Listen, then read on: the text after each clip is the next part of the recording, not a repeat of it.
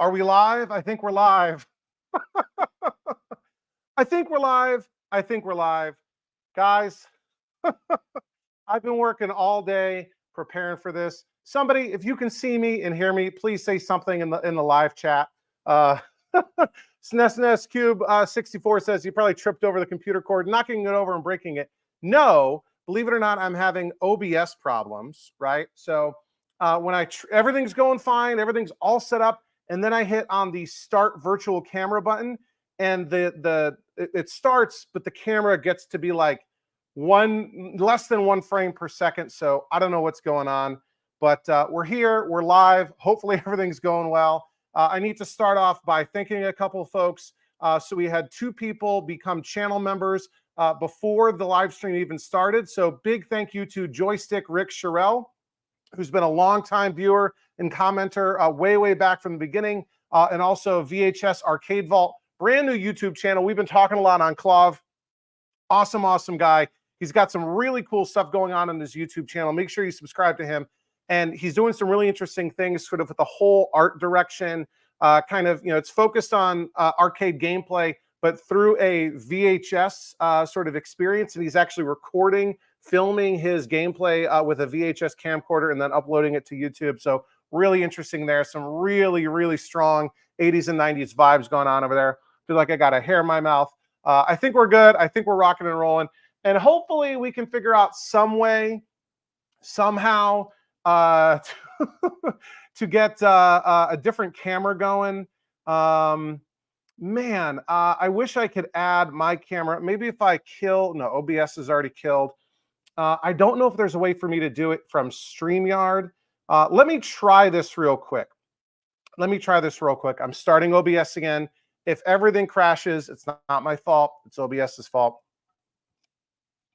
So let's see. Let's do this. Let's go to that. And let's go to start virtual camera. And let's go back to StreamYard and change my camera to the OBS virtual camera. And what do we got? I don't think we got anything. I don't like this at all.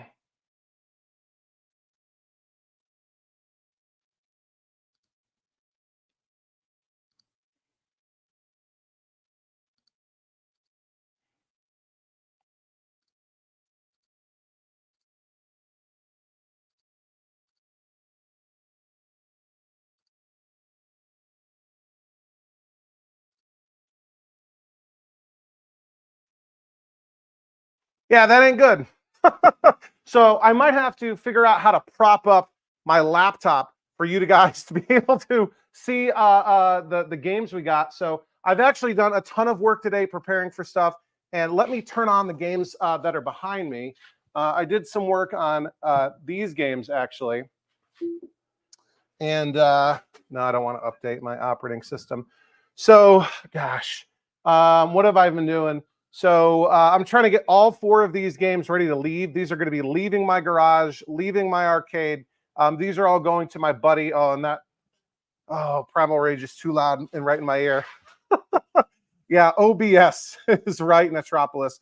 So all 4 of these games are going to my buddy Mark's arcade that is opening up in Winchester, Virginia. Back to the media. You've heard me talk about it a bunch. He has purchased Primal Rage for me. He's going to borrow Superman, Sly Spy, and also my 1-slot Neo Geo, which is in a Bally Sente SAC 1B cabinet. So I might end up actually selling the Sly Spy and the Superman. We might put it into his arcade and put a for sale sign on him. But I'm not getting rid of this this Neo Geo right here. Oh, Heathcliff, somehow I clicked on something. Yeah, and we had issues. If you saw the last Coin Jam podcast, the monitor in the Neo Geo was having some color issues. So, and whenever I would wiggle the video input connector, the colors would come back. So, put a cap kit in it. It needed to have it needed to be done, and reflowed the video input headers, and everything's good to go there. Primal Rage still needs a little bit of final TLC. And Sly Spy needs a couple things, but we're basically good to go. Just looking at what's going on in the live chat here. My goodness, 24 people here already. That's pretty incredible. Again, thank you, Joystick, Rick Sherrill, and VHS Arcade Vault for becoming channel members. You guys have heard me talking about this program, $1.99 a month to get to support the channel. You get access to some really cool perks. I'm getting warnings. Maybe my connection is weird. But you get early access to all the videos. You get a monthly members only live stream, and probably the coolest perk of all, we have a private members only Discord, which is an absolute ton of fun, super active, really awesome group, really positive folks. So if you're interested in that, there was a trailer before this live stream that I did like a year ago, sort of a parody of Suzanne, is it Suzanne Summers, Save the Children? So yeah, but let's see who's checking out, who's here. We got a bunch of channel members. What would Jeff Kinder do? Sean Cruikshank, Wayne Sylvester, Jay Pace, or Pace, I always forget how to say it. Arcade Hoarder says, congrats, Charlie from Perth, Australia. Yeah, congrats, because we're celebrating. I passed 4,000 subscribers. Things have been going way too fast. Daniel Gutierrez, Heathcliff says, Tuesdays with Charlie. Let's see, SNES Cube 64. What else? Clip Guy says, this is my first live. You've never watched a live stream before? Not on YouTube, not on Twitch, not on Facebook, not anything? Well, welcome. Thanks for checking it out. Yeah, sometimes I'm late. It's usually technical difficulties. What else is going on? Who's here? Arcade Alex, another channel member. What's up? Papa Sean 69 tubing in from Peterborough, Ontario. 3VI1J. Hello, world. What's going on? Random Pixelated Billy Bob checking in, another channel member. Hey, everybody. What else? What am I missing? What am I missing? Okay. Yeah, Metropolis already mentioned. Frog Puppet, another channel member. What's up? Oh, Sally Struthers. Yeah, Suzanne Summers was the Thigh Master, right? I am not going to do a parody of the Thigh Master commercial. Holy cow. Oh, yeah. Okay, Evil J is how I should be saying it. Sorry about that. So awesome. Thanks everybody for coming. Hopefully we got all the technical difficulties figured out. I might try firing up OBS again. I don't know. I probably would need to reboot for that. I have my camera like pointed at depth charge. So I've actually got at least 8 games to play in the garage today. So we've got right behind me. And if you want to see me play any of these games, put a comment down below. If you want to blow everyone else away and immediately make me play the game that you want, you can leave a super chat donation. Totally unnecessary, but if you want to jump the line. So we've got the 1-slot Neo Geo. Currently, it's got Aero Fighters 2 in it. I also have Street Slam, which is like NBA Jam that we can play.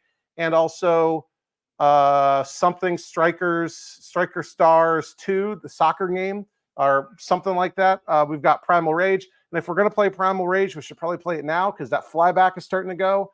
The focus is having issues, which is what happens with the flyback and those Neotechs. We've got Superman. I think somebody was asking if Superman is a good game. And I have to tell you, no, it is not. Superman is not a good game. But we can play it if you want to see it for yourself. We have Sly Spy. And then I'm going to turn the camera here. I'm going to turn the camera. We have Depth Charge playing over there. And I got interesting things going on with Depth Charge. So I've been battling a vertical size issue with Depth Charge in the black and white monitor. I forget what model it is. And like I thought it was like it was having issues when it would warm up and the size would change and I would adjust it and then it would warm up and it would adjust by itself. I think it's good now, but I can't find the keys for Depth Charge. And the only way to, I got to coin it up by going and reaching in and hitting the credit switch. And I had to rip the coin door lock open. Yeah. And I can't find the keys for the back door. So I might have, I don't know what I'm going to do. So if we're going to play it, we're going to play it with the size all screwed up. And then continuing to rotate here, we've got my Frogger ready to go. And it's still, this is a working project. I do have a working Frogger board, but I don't have it set up yet. So I've got the BitKit in there right now. Crafty Mech, Aaron, the BitKit 2 is an awesome platform. I think it's over 100 games now, both vertical and horizontal, supports all kinds of cool stuff. So if you're in the market for something like that, now is the time to buy a BitKit because it's currently on sale for $179. Paradise sells it. Mike's Arcade sells it. Arcade Shop sells it. So we've got Frogger to play here. We've also got one of my Outrun cabinets. Now, I've actually got 3 Outrun PCBs right now. The one that came in my first Outrun Cabaret, that one doesn't work. I don't know if it's suicided or something. We have Turbo Outrun, which is the Outrun PCB that came in this. That works. And then I have another Outrun PCB that Mike from Mike's Amateur Arcade Monitor Repair sent to me. And it's working, but it looks like it's having sprite issues, like the cars and all that. You know, they when you start the race, they're kind of glitching, and then when you really start getting going, they disappear. I just fired that board up. I need to do some more work to it. I don't know if I need to reseat the socketed ROMs or anything like that. And then I've got a quick mystery game over here that we'll talk about a little bit later, which hasn't even been revealed yet in a pickup video. But I think that video is going to come up this weekend. So holy cow, we got a couple of super chats already, and Overtime Arcade channel member Sean Kirkshank, who I just met in person not too long ago. Excuse me. He's got a $200 million super chat donation, and he wants me to play Primal Rage with my feet. Well, I'm not going to play it with my feet, and let's figure out how we can even do this. Where am I? How am I going to prop up?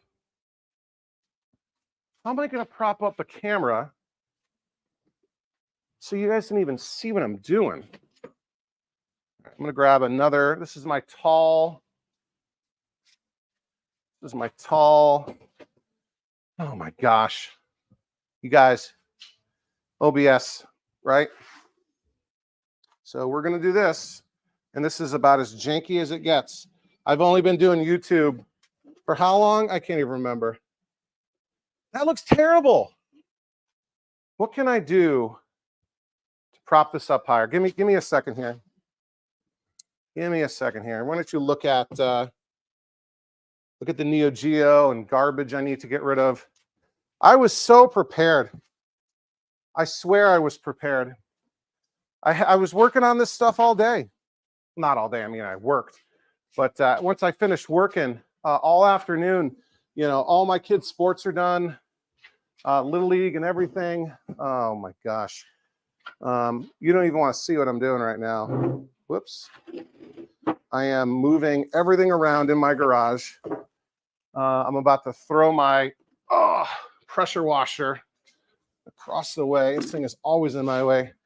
I don't even know why I own one. I use them like once a year, maybe. I'm pulling over a stack of storage crates.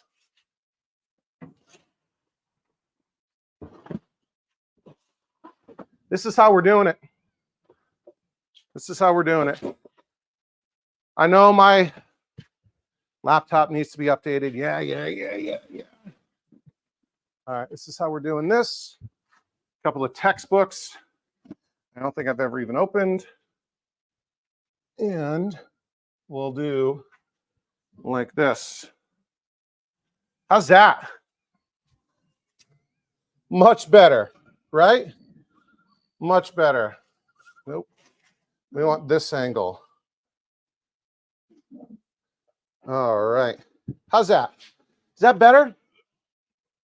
All right, at least you can see. So I can already tell that the focus is starting to drift, so it's good that we're playing now. And before we get started, holy smokes, we got another new channel member, 3 already during live stream. Thank you so much, Daniel Gutierrez, new member. Welcome, welcome. We'll play a little bit of Primal Rage here.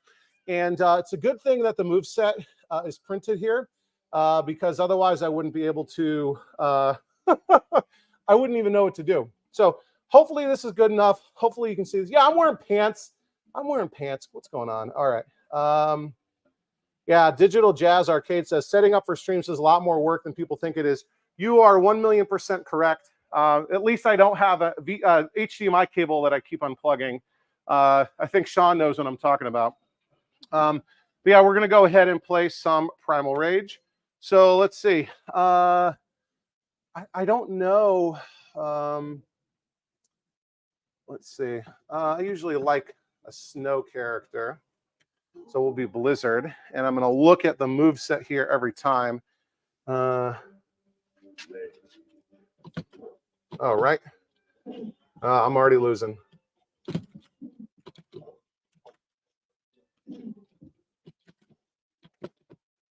Can't land anything. Oh my God, it keeps ducking. There we go.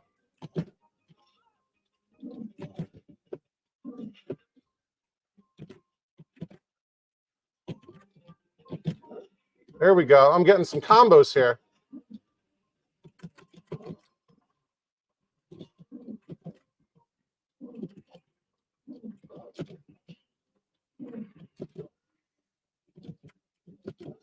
Okay, okay. All right, this is terrible.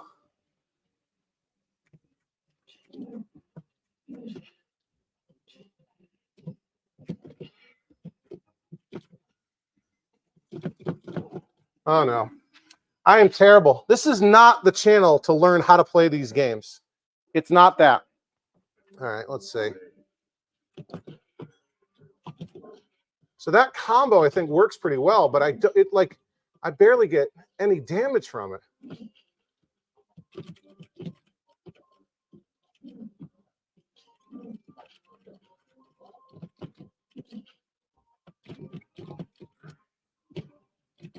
He blocked it that time. I thought the first battle in fighting games is supposed to be easy.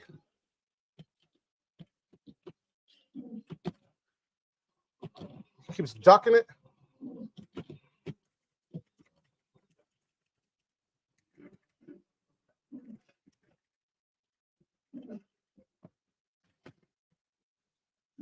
Oh, that's not good. Sean, I'll play another one. I'll pick a different character.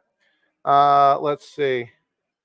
Let's do Diablo. I already did ice, so we'll do fire. We'll do fire. Let's see. Diablo. Yeah, and the focus is getting worse and worse. So let's see.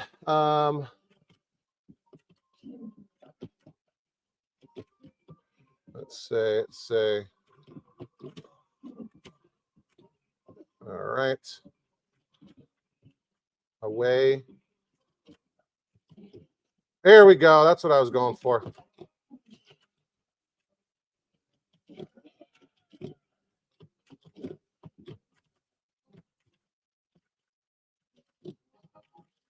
That just got no range to it.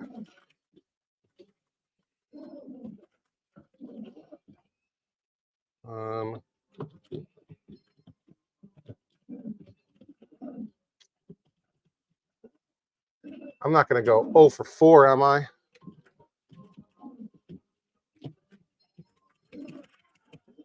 I sort of surprised him there, but I'm just not landing any damage. I'm just button mashing now.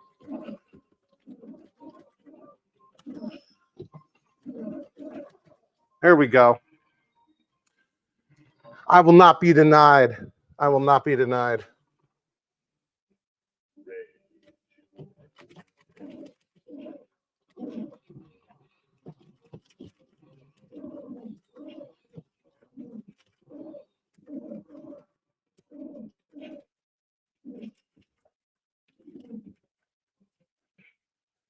A little tail slap.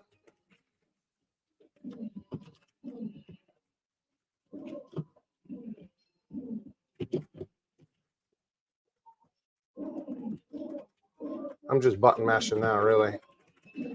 Oh my gosh. And there we go. Okay.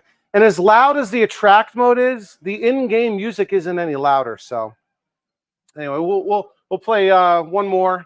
And thank you, Sean, for that super chat. And then we'll do Depth Charge for the VHS Arcade Vault super chat. So away up. See,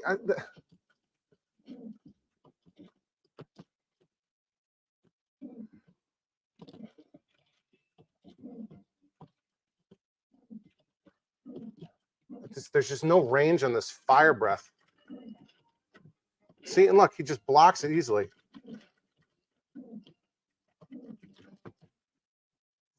He's just ready to block it.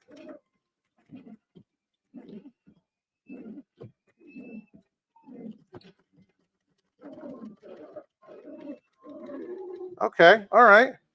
See, let me tell you, button mashing is not supposed to be the way to win. That's what's working here.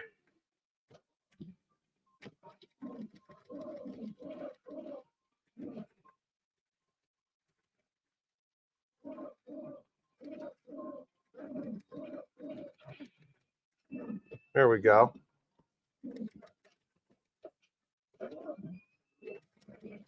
Oh, is that a burp?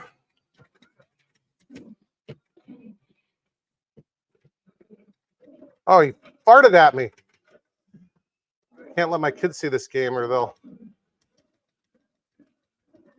There we go. All right, but I think, I don't know, we're not going to continue that just because that's this is not the Primal Rage channel. So thank you, Sean, for your super chat donation. We're going to let that play out, and yeah, I can tell it's losing its focus even more. So let's see. No game sound yet because it's as close as I can get to it. Yeah. Delusional says I've got more viewers right now than on the podcast. No, the podcast gets about this much. Yeah, the plan, Sean, is to replace the flyback. I've already got the flyback. It's sitting on the workbench, so we'll be doing that soon. So let's come over to depth charge with a messed up vertical size. So we'll go like this. Play a couple rounds of depth charge. Little Bronze Age magic. I can reach in and coin up. There we go. Depth charge has started. And so if you're not familiar with depth charge, this is a black and white game. So this was for VHS Arcade Vault's super generous super chat. This is a Bronze Age game. I believe it was 1977, released by Gremlin, which was the company that worked with Sega in a lot of games, built a lot of Sega's games. And basically you are this submarine destroyer, I guess a mine layer that goes back and forth on the surface. There's two controls for moving the ship left and right like that. And then you have, you can fire depth charges out of either side, and you're trying to hit the, time it so that you hit the submarines as they pass. And there we go. We hit one there, get one there. The higher they are in the surface, the faster they go, and the fewer points they are worth. And, you can only fire so many depth charges at once. This is a timed game, right? So you only have so long. I don't know if I'm going to make that 90 at the bottom. And they will float mines up at you that you want to avoid, obviously. And, oh, we got the 90. All right. So you want to avoid them. If you get hit, your ship is destroyed, but there are no lives. It's just every time you're hit, half of your points are subtracted. And if you hit a certain amount, I forget what it is, 500, by the time time is up, you get extended time. But I can't even see what the time or the score or anything is because everything is too, the size of the screen is all jacked up. So there we go. I think we're doing okay. I bet you we go to overtime, which, yeah, how ironic that overtime is going into overtime. Overtime, yeah. So we must have over 500. So I think we get an additional 90 seconds. All right, got that one. Drop another one there. There we go. We got that 80 down below. Ooh, that 30 is going to get away from us. Oh, that 60 has got a good shot at it. I think I got those three will definitely hit that 80. 40 is already good there.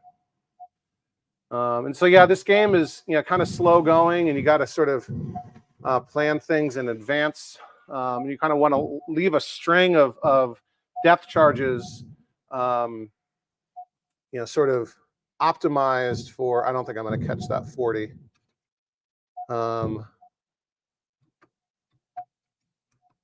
There we go. I bet you our time is running low. Oh, we got it. We just barely got it. That's going to be that. That's going to be that. I think we missed the 50. There's no chance we get the 50. Yeah, 50's gone. But I think those 270s will be hit. Oh, I missed that 20. Ooh, and it's floating mines at me. Okay, so now it's tallying up our score. So that was our time limit there. And I think it'll show my score on the screen. The world record on this is not particularly high. Maybe I should be turning the lights off so you guys can see better. Is it frozen now? Okay, yeah, 2030. So all in all, that's not a terribly bad score. So we'll come back to the desk here and we'll get caught up on the live stream, live chat. Holy cow, we got something going on here. Papa Sean 69, who also is a longtime viewer, just became a channel member. You guys are awesome. Thank you so much. So far we've got VHS Arcade Vault became a channel member. Daniel Gutierrez became a channel member. Papa Sean 69 became a channel member. Joystick Rick Sherrill became a channel member. You guys are just blowing me away here. And we had super chat donations so far. $200 million from Sean Cruikshank, who asked me to play Primal Rage, and VHS Arcade Vault asked me to play Depth Charge with a $500 million super chat donation. He said, Depth Charge, love Bronze Age games. Yeah, Bronze Age games don't get the love they deserve for whatever reason. You know, people, I don't know, don't appreciate black and white. The gameplay is more simplistic, but I enjoy them. What else do I have? Does Asteroids count as Bronze Age? I mean, it's 79, not really, right? Because the beginning of the Golden Age was Space Invaders. All right. What am I missing in the live chat here? Holy smokes. Yeah. Evil J says he's waiting for the sequel with Charge. We're more like height, vertical height we need to adjust. Gino Blaze, a channel member. What's up? Hello, fellas. I'm late. Okay, I'm here now. Please start over if you don't mind. Well, we had a bit of a bumpy start. I can't get OBS to work. So the way we're doing gameplay is I have a bunch of storage crates stacked on top of each other. This is the crate that has all of my HVLP painting stuff. This is a crate that has all of my electrical, non-electronic, but my electrical supplies. And this bottom one, I think, is a bin of stuff from my parents' house I took when they moved out. Let's see. Zoner 69 checking in, another channel member who like Sean, I got to meet in person. Was it this month? Last month? I can't remember. But last weekend's or this weekend's or Sunday's video. Sunday's video was a tour of this awesome arcade in LA, just outside of LA, Cerritos, California. I think that's technically Orange County. That Sean Cruikshank and Zoner 69 brought me to, which was amazing. So nobody's been watching that video, by the way. Something's going on with the YouTube algorithm. I think they changed it again. My stuff isn't getting recommended enough, and I've read a lot of other content creators having issues. I know also we've been talking about VHS Arcade Vault. He's been having weird things going on with his videos being recommended. So I don't know if YouTube is trying stuff out or whatever. And believe me, if you've never released a video on YouTube before, YouTube is an absolute disaster, dumpster fire, buggy mess behind the scenes, right? Even like things like counting stuff and things that you would assume a Google-based organization would get right, like analytics or whatever. It's just ludicrous how bad it is. Yeah, Joystick Rick Sherrill, we've been talking about you all night, buddy. Thanks again for becoming a channel member. Awesome, really appreciate the support. And for all of you new channel members, if you go to my channel and you go to the community tab and scroll down a little bit, you're now going to be able to see the members only posts that I make. There are links, and I try to do this every week or so. It really ticks off Ty because he gets an alert right away and he doesn't know how to disable them. But there's a there's just saw Papa Sean's chat. There should be a link, and it expires, every week. I'll post a new one soon. But if you go in and you can click on the link to get into the Discord, right?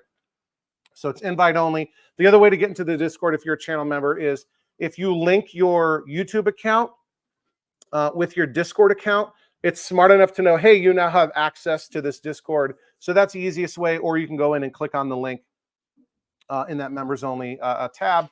Yo, Eddie checking in saying, what's up, amigos? Digital Jazz Arcade says, there's no world record for Depth Charge Arcade version on Twin Galaxy. I think there is, the last time I checked. And it's only like 4,000 or so. And it's one of those things where there is a degree of, I mean, it's pseudo random, but there's RNG elements to Depth Charge. So it's kind of a function of, you know, how lucky can you get. Let me actually look that up real quick. Twin Galaxies, and the website is such a disaster. Like to navigate, like you can't just search. It's slow. It's like, what do I search by? Depth search. Okay. Yeah, there's 40 records for the arcade version of Depth Charge. Okay. And the world record is held by the Pro, and I'll link to it right here. Yeah, the website is awful. So that's the link to the Twin Galaxies leaderboard. Cookies again. So a guy named the Pro back in 2007 in front of a referee, 4,770 points, which is 110 more than the next. Let's see. Show more performances. What did I get? 2030. So that would be enough to put me on the board.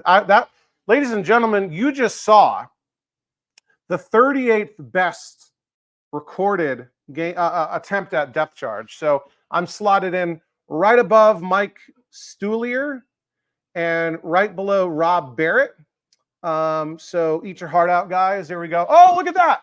Mark Spaeth, somebody I know, number 36. And I think Andy Welburn is a name that I recognize as well. So Mark Spaeth is 36, Andy Welburn 35. Who else do I know on this list? Bob Eddy wouldn't be Yo Eddie.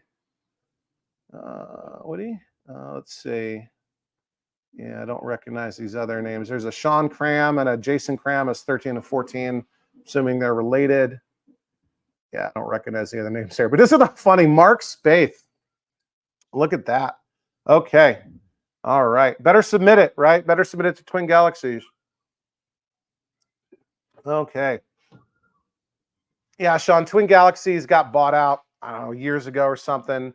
I don't think, what's his name? The referee guy, Walter Day, has nothing to do with it anymore. Oh, look at this. Arcade Alex with a super chat donation, 699 million. And is that Canadian dollars? I guess CA, right? Or wasn't Arcade Alex checking in before? He wasn't in Australia. No, yeah, I think Arcade Alex is in Canada.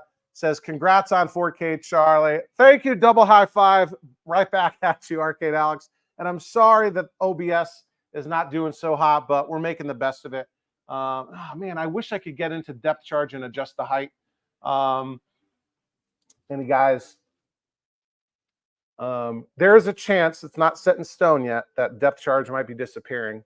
I know there's a list of people that have been begging me to sell or trade it, but there's a potential deal happening, TBD, potential deal to be happening.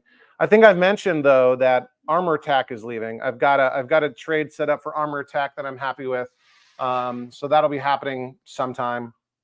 And also, there's a ton of games in the garage right now that aren't even mine. So I'm looking at a game that I recently picked up for Dillweed. It's just absolutely super bizarre. And actually, Jeff Kinder grabbed it for him. So Dillweed lives out in Indiana. I live in Virginia. Jeff Kinder lives in New Jersey, but I go up to New York City like every month or so for work.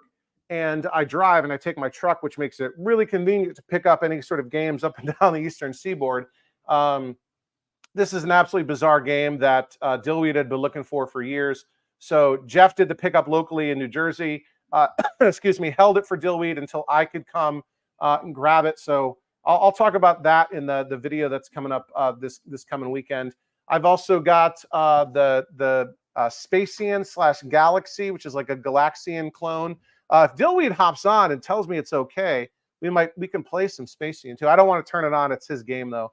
And I've also got that giant Sega Space Tactics cockpit in the back there, holding up a ton of space. So all those games are not mine. I've also got a Galaga.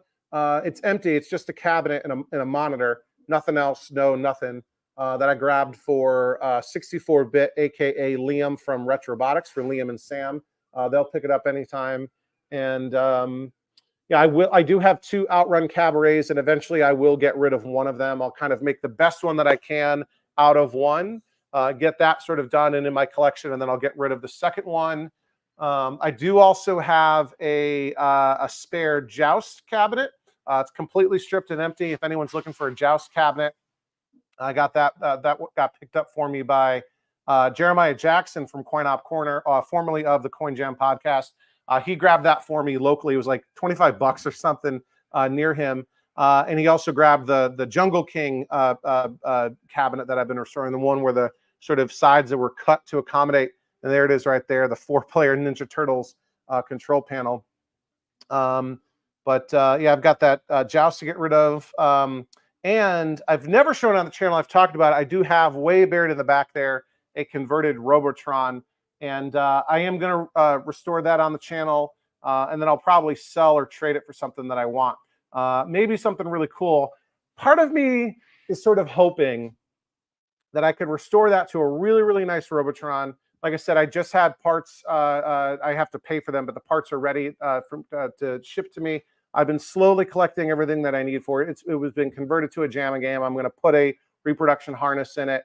I've got a spare Robotron board set that I think is mostly working. We'll get that all put together. And then I would hope to sell, trade or sell it towards a Spy Hunter cockpit, ideally a project. That's probably one of my, if we want to call it a grail, to get a Spy Hunter cockpit. So maybe there's a way that I can turn a really nicely restored Robotron. Maybe I can turn that into a Spy Hunter cockpit project. I saw one pop up locally for sale this past weekend. And the price was right. It was only $400, but it was absolutely stripped to the bone. Like, I think they took all the artwork off. There was nothing other than wood left. And, you know, $400 is a great price for a Spy Hunter, but nobody reproduces all of the parts that you would need, the dashboard and everything. There's just so much there that's not there. Yeah, let's see. What am I missing in the live chat? Zoner says, don't mention Tron unless you want Charlie to rage. I'm not going to rage about Tron. I just, and like, if somebody gave me a Tron for free, I would take it. But I think, you know, Tron is one of those where, you know, looks wise, it's probably a 9 or a 10. But personality wise, it's maybe a 5. Arcade Alex says, I'm going to restore a Gals Panic next. Probably not. This is a family-friendly channel. I try to avoid, you know, cussing, anything inappropriate, that sort of thing. Sometimes I open up a little bit on Discord, but you know, Primal Rage right here is probably the most violent game that we've got. You know, I've got young children. The youngest is only 5, so we try not to do which, you know, even though the older ones play like Call of Duty and Fortnite, right? But you know, at some point I'd like to get maybe a Mortal Kombat, but I want to wait maybe until my kids are a little bit older. So yeah, Gals Panic is probably not in the cards. Maybe if I go to an arcade and I find it, we can, you know, do a little quick gameplay of it. Jay Pace really is excited about Spy Hunter. Joystick Rick wants a Robotron and Joust. Where I think I know where you're, because you're on Clav also, Rick. I can't remember where you're from. Oh yeah. Oh my gosh, it's down in the basement. So so here's something that I want to do, and you guys are gonna have to humor me for a second with this. So he's not here, and I'm surprised he's not here a little bit. I'm surprised he's not here. And maybe it's good that he's not here. So a huge member of this community, one of my biggest fans from the beginning. I think he was the first channel member, first person to join in the US. Believe it or not, my first 2 channel members were from Norway, Slowcade and Arctic Arcade. But anyway, I think Jared Voluptuous was my first channel member from the US. So he owns a really awesome pizza shop in suburban Philadelphia called Mambrozzo's. I've been there. It's awesome. Liam's been there. It is the official pizza of Overtime Arcade and Retrobotics. And really, unfortunately, I think about 2 weeks ago, the shop was basically destroyed. It was ravaged by a fire. And I think, what we've heard is it was not actually from inside the shop. There was something with the building, and the building caught on fire. But he's going to be rebuilding, but it's going to be months until it opens up again. And one of his buddies set up a GoFundMe, not for Jerry, but for Jerry's employees, right? So the fire doesn't just affect Jerry's livelihood. He's a grown man, right? He'll be okay. He'll tell you that, right? But he has a lot of employees. These are often who works at a pizza restaurant, who delivers pizzas, right? Like younger people who are now out of work because the restaurant's closed. So there's a GoFundMe going on for Jerry's employees. And we've been, let me find it real quick. We've been donating, Sean. If you find it before I do, let me get into this and this. Okay, copy link.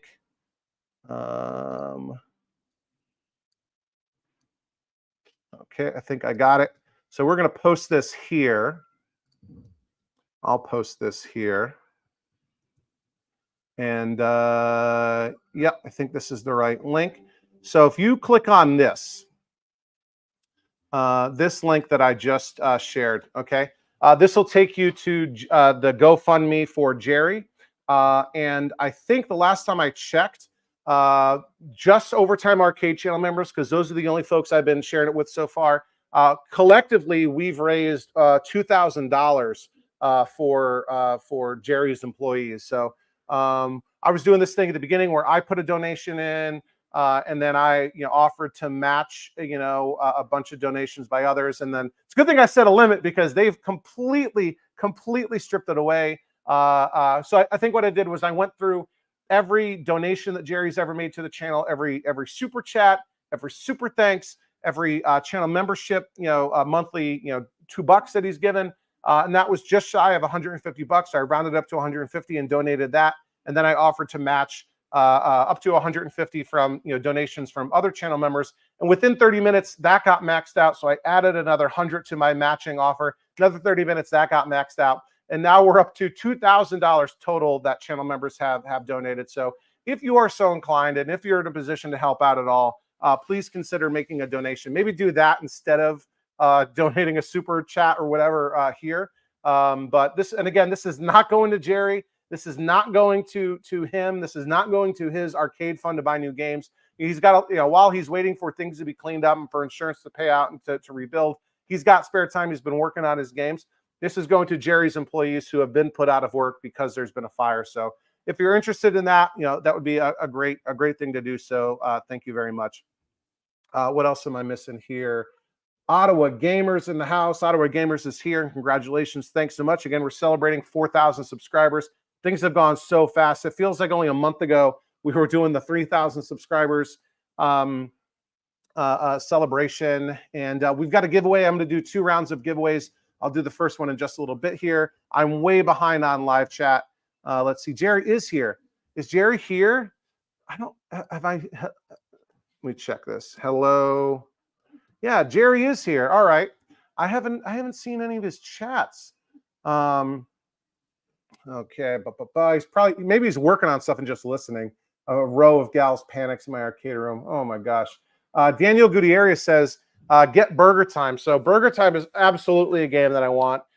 So I've got, if you guys aren't familiar, there's Claw Killer List of video games, the Claw forums, awesome place. I'm super active there. Also, Clav has a bunch of other resources. There's a database. There's all these different things. And there's this thing on Clav called VAPS, which is the Vintage Arcade Preservation Society. And it's a big database or registry of people and their collections and what they've got, what they're looking for, what they're selling, all that. So I keep my VAPS wanted list pretty well up to date. And Burger Time is absolutely near the top. There's one available not too far away for a reasonable price, but it's by a seller who's done wrong by friends of mine in the past. I'm like, I don't think the guy is a total scammer, and I know people who have had good transactions with them. But once you do wrong by a friend of mine, probably even more than screwing me over. If you screw one of my friends over, you're kind of dead to me. So I don't think I'll. I mean, if he had a spy under cockpit. that might be a different story. But hopefully Burger Time will be soon. Again, of course, because the Overtime logo is a parody of Burger Time. So yeah. Gino's got a Gals Panic 2 PCB who he'll sell. Hot Tail, yeah, Jerry is here. Okay. Gino's up in Niagara. That's cool, man. I've never been to Niagara Falls. I've been to Canada, but not to Niagara Falls. Okay. What else am I missing? Now I'm going way, way back. Yeah, Dillweed has basically filled my garage with games. There's a whole, like, we're like 4 rows deep of games here. Like, it doesn't look like it. Like, there's a whole bay that's filled 4 rows deep, and he's got like a whole row, especially because that Space Tactics is a cockpit and that takes up a bunch of space. Okay, let's see. Oh, Arcade Alex is in Manitoba. Okay. What else is going on? Oh, Cliff Guy says near me is a Space Invaders for 550 and it's been listed for a year. How low can I get it for? I need to know a range. So what I do is I go to 2 places to figure out pricing. I go to the Exity price guide, and Exity says, let's take a look here.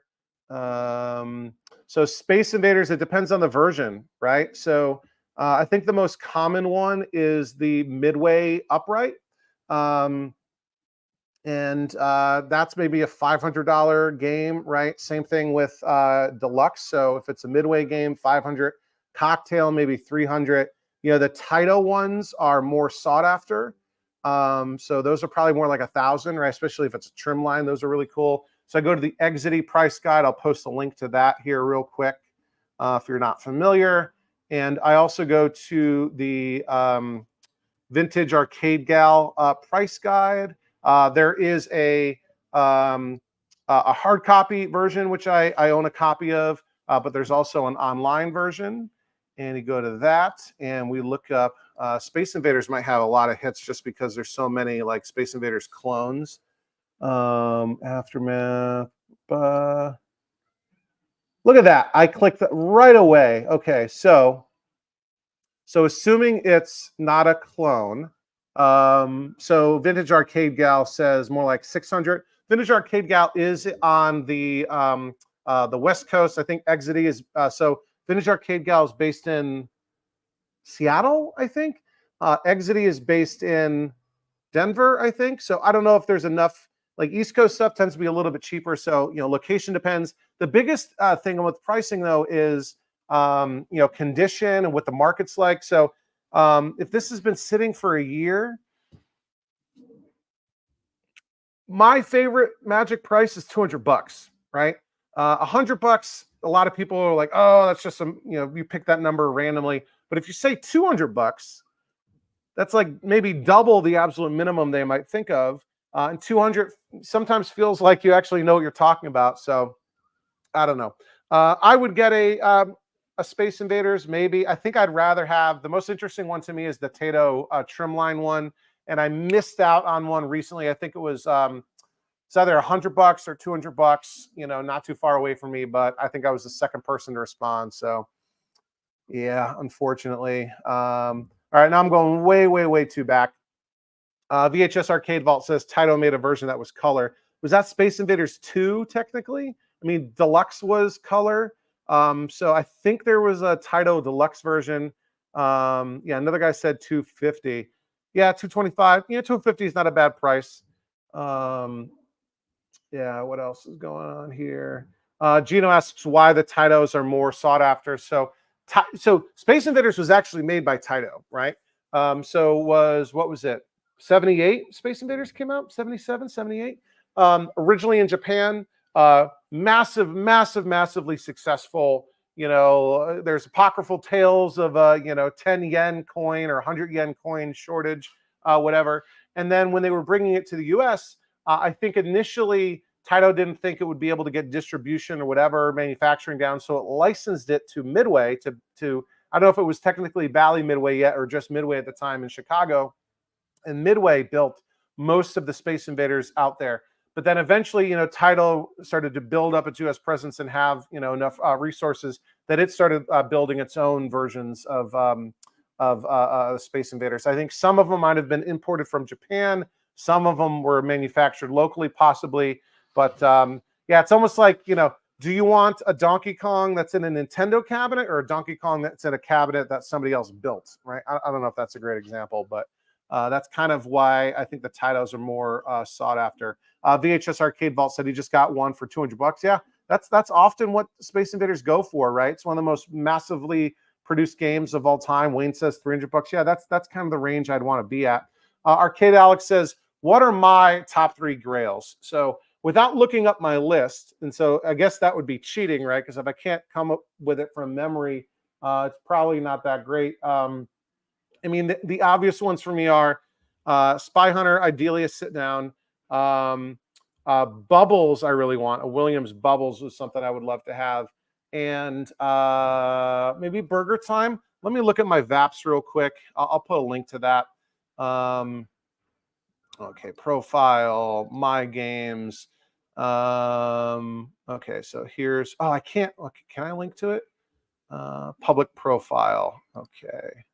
So here is a link to my public VAPs page, and I'll look at my wanted list. So I don't have them ranked here. So Bubbles is up there, Burger Time is up there. I would like to get a Nintendo versus Dual System upright. So not the Red Tent, which is the cocktail version, and not the I mean, I wouldn't mind also having a dedicated versus Unisystem, but I want the two side by side cabinets. It almost looks like Siamese twin Nintendo cabinets. That would be really cool. And I would love to have Ice Climber as the game, which I think you can play 4-player. Maybe not. I don't know. I'd love to have a Super Off Road. I played a ton of that as a kid. Major Havoc. Everybody wants Major Havoc. Paperboy. There's a couple games here that have just been recently ticked off the list. Solar Fox would be fun, but Liam and Sam just got one, so I could play it at their place. And TaxScan. TaxScan would be really, really awesome. If you're not familiar with it, TaxScan is a color vector game from Sega. And it kind of morphs. It's like it's a shooter, but it morphs sort of for like the mode. Sometimes it's almost like, you know, third-person perspective. Sometimes it just like changes the angle. There's like you control a squadron of 5 ships, and you can lose a ship and like regain them back. Our Arcade Jason has one. He's done a really good video about it. Jeff Kinder owns one. I played one at his place. And probably the game that's, you know, the next game that's not on my VAPs, but it's probably, you know, slot number 21. So a couple of games are coming off because I've just acquired them and haven't announced them yet. Would be probably Black Widow would go on after that. So I'm way far behind here. Yeah, Joystick Rick Sherrill says, anyone who hasn't should come on over to KLOV. Great people and very helpful. And I agree. And KLOV has a terrible reputation for, you know, not being welcoming to newcomers. And it is, as long as you sort of learn the sort of, you know, the culture before joining, right? If you show up to KLOV, and a lot of people don't like that you have to donate to get in, or have another member sort of sponsor you, but I think that's been broken for a year or two. The mistake that people make being new on KLOV is they go in and they have a question, and that question's been asked 1,000 times before, and they just ask their question. They don't look up an answer. They don't do anything. They sort of treat it like it's Facebook, right? Because that's what Facebook is all about. People asking questions that have been asked 1 billion times before, because Facebook is terrible for searching. Try searching old group posts on Facebook. Forget it, right? And you're going to get 100 answers on Facebook. Maybe 10% of them will be correct, and the other 90% will be either, you know, people shaming you or giving you terrible advice or telling you to like put a switcher in it or put an LCD in it or whatever. So that's a mistake that people make on KLOV, is they ask a question and, you know, they don't search in advance. You know, that question's probably been answered 100 times before. They often don't provide enough context information. They say, hey, my monitor stopped working. What do I do? First of all, figure out what kind of monitor you have. Look up the manual. The manual probably says what to do when the screen goes blank or something, right? Tell people what you've tried so far. Say, I looked, you know, the better way to do it is to, you know, provide all that information. Say, hey, I looked up a bunch of stuff before. My problem maybe seems to be different, or I looked it up and these are the answers I saw and I tried that and it didn't work.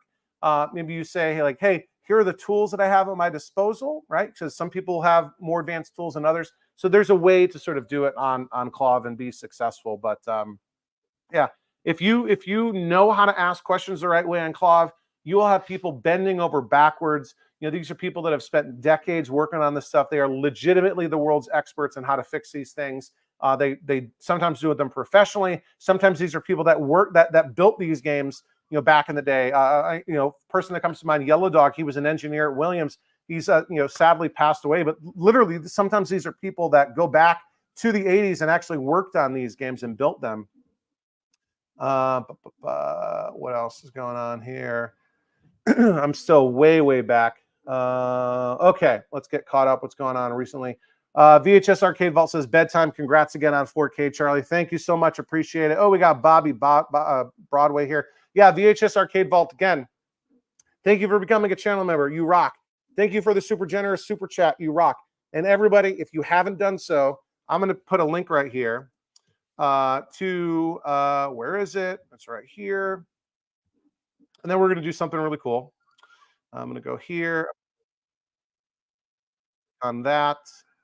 And here is VHS Arcade Vault's channel. I just posted it in the live chat. And you need to go there. You need to click on subscribe and then watch all of his videos. Binge them after you're done watching the live stream. Really, really awesome guy. Cool stuff. And let me tell you, when you're a brand new YouTuber, you need help getting off the ground, right? It's a chicken and an egg problem. The algorithm isn't going to recommend your channel to other people until it knows what kind of people like to watch your channel. But the number one way that people find channels and find videos on YouTube is through recommendations. So it's like a chicken and egg thing. It doesn't know how to recommend it to, blah, blah, blah. So anyway, go subscribe, go watch a bunch of his videos, share it with your friends, and we'll help get him off the ground. Really good stuff going on there. Arcade Hoarder says, great channel. Jerry says, sub. Yeah, awesome. Okay, so what we're going to do now, we're going to do some giveaways.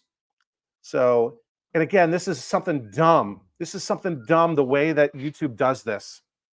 I need to go in. I need to watch my own video, right? I can't do this from the studio. I can't do this from any of the tools I have available to me as a content creator. I've got to do it pretending I'm a viewer on my own channel. So I'm going to do this. Oh, Sean.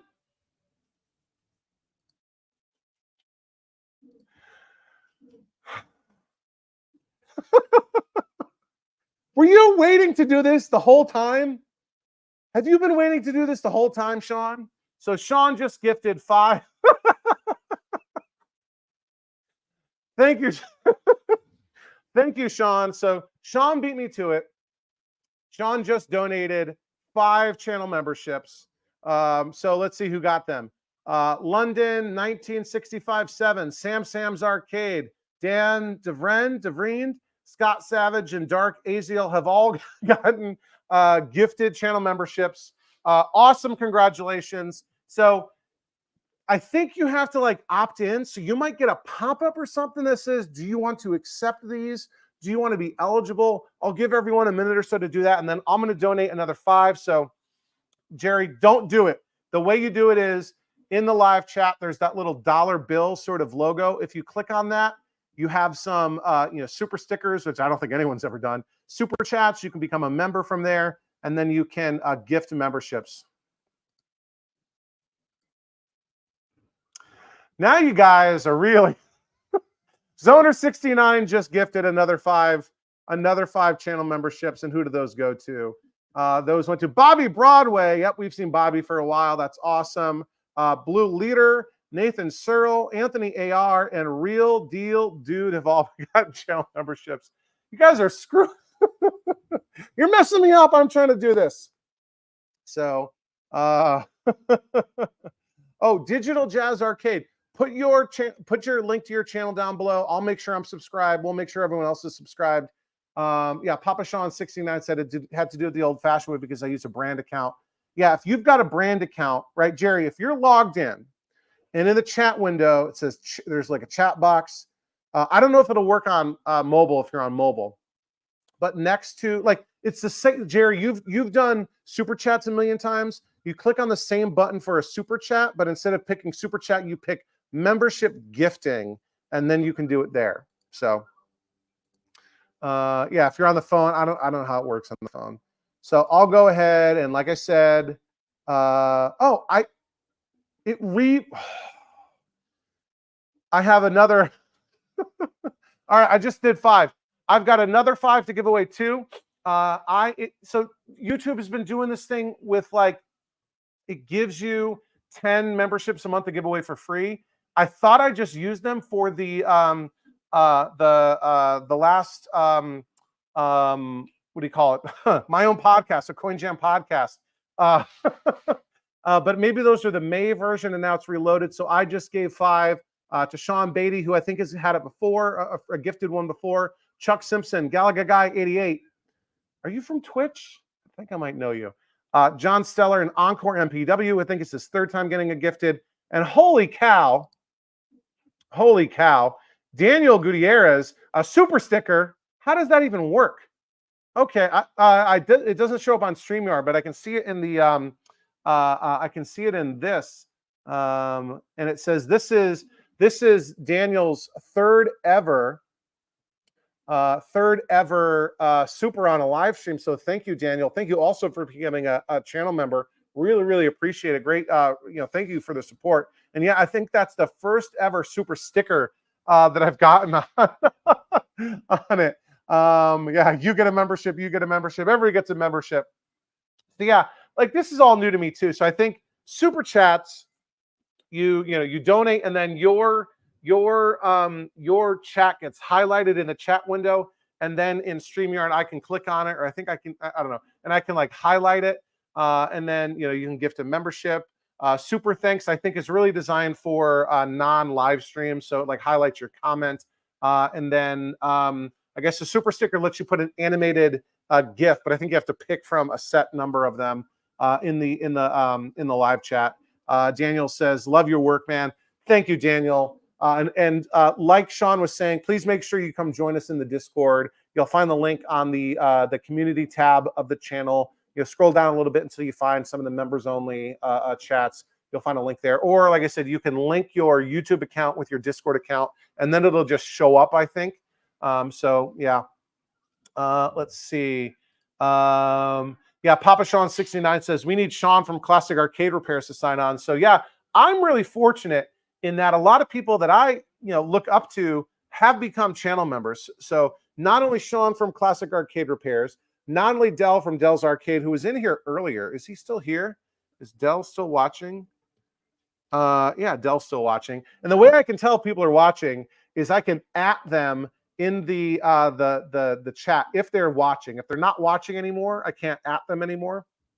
But so Dell's watching. Jeff Kinder, I really look up to. Like, Jeff Kinder's got the skills when it comes to restoring cabinets. We also have Tony Arrowwood.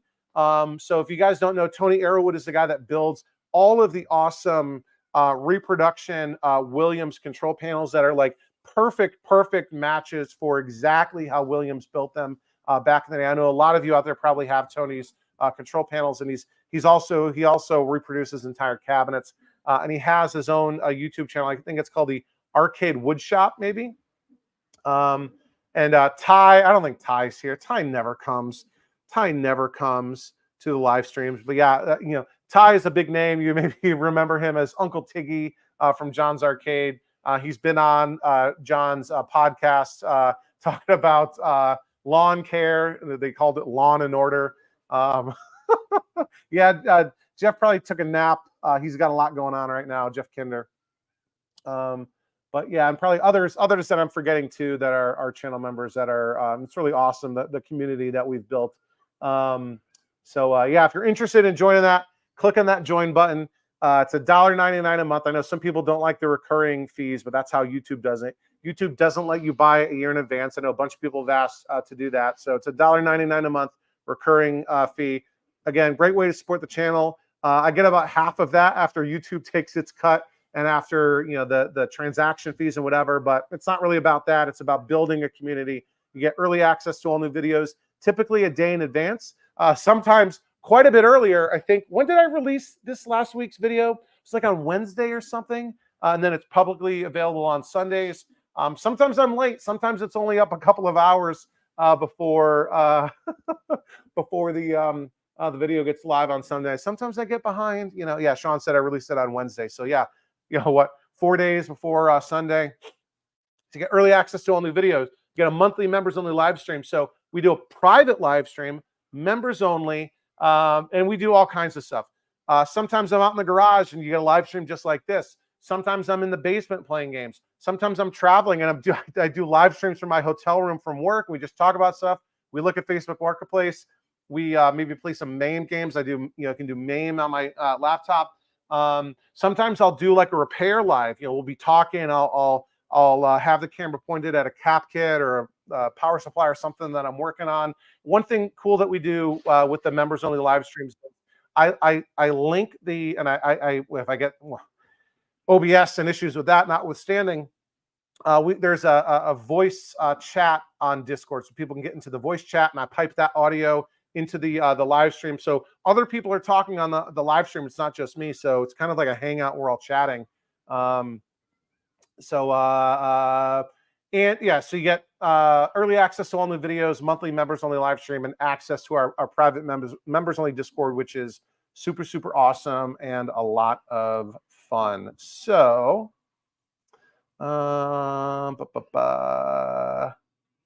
cool. What game should we play? I know these games aren't the best, right? But the Neo Geo Aero Fighters 2 is kind of cool. We already played Primal Rage. And can you see it now? Let me bring up, again, we don't have the OBS isn't working right. But look how out of focus it is. And that's the flyback. So that's very common with Neotex. And actually, Mike from Mike's Amateur Arcade Monitor Repair is warning me about that. He's like, hey, great job, rebuilding a monitor, restoring it, but watch out for the flyback. So I've got a Repro 1 from Peter at arcadepartsandrepair.com.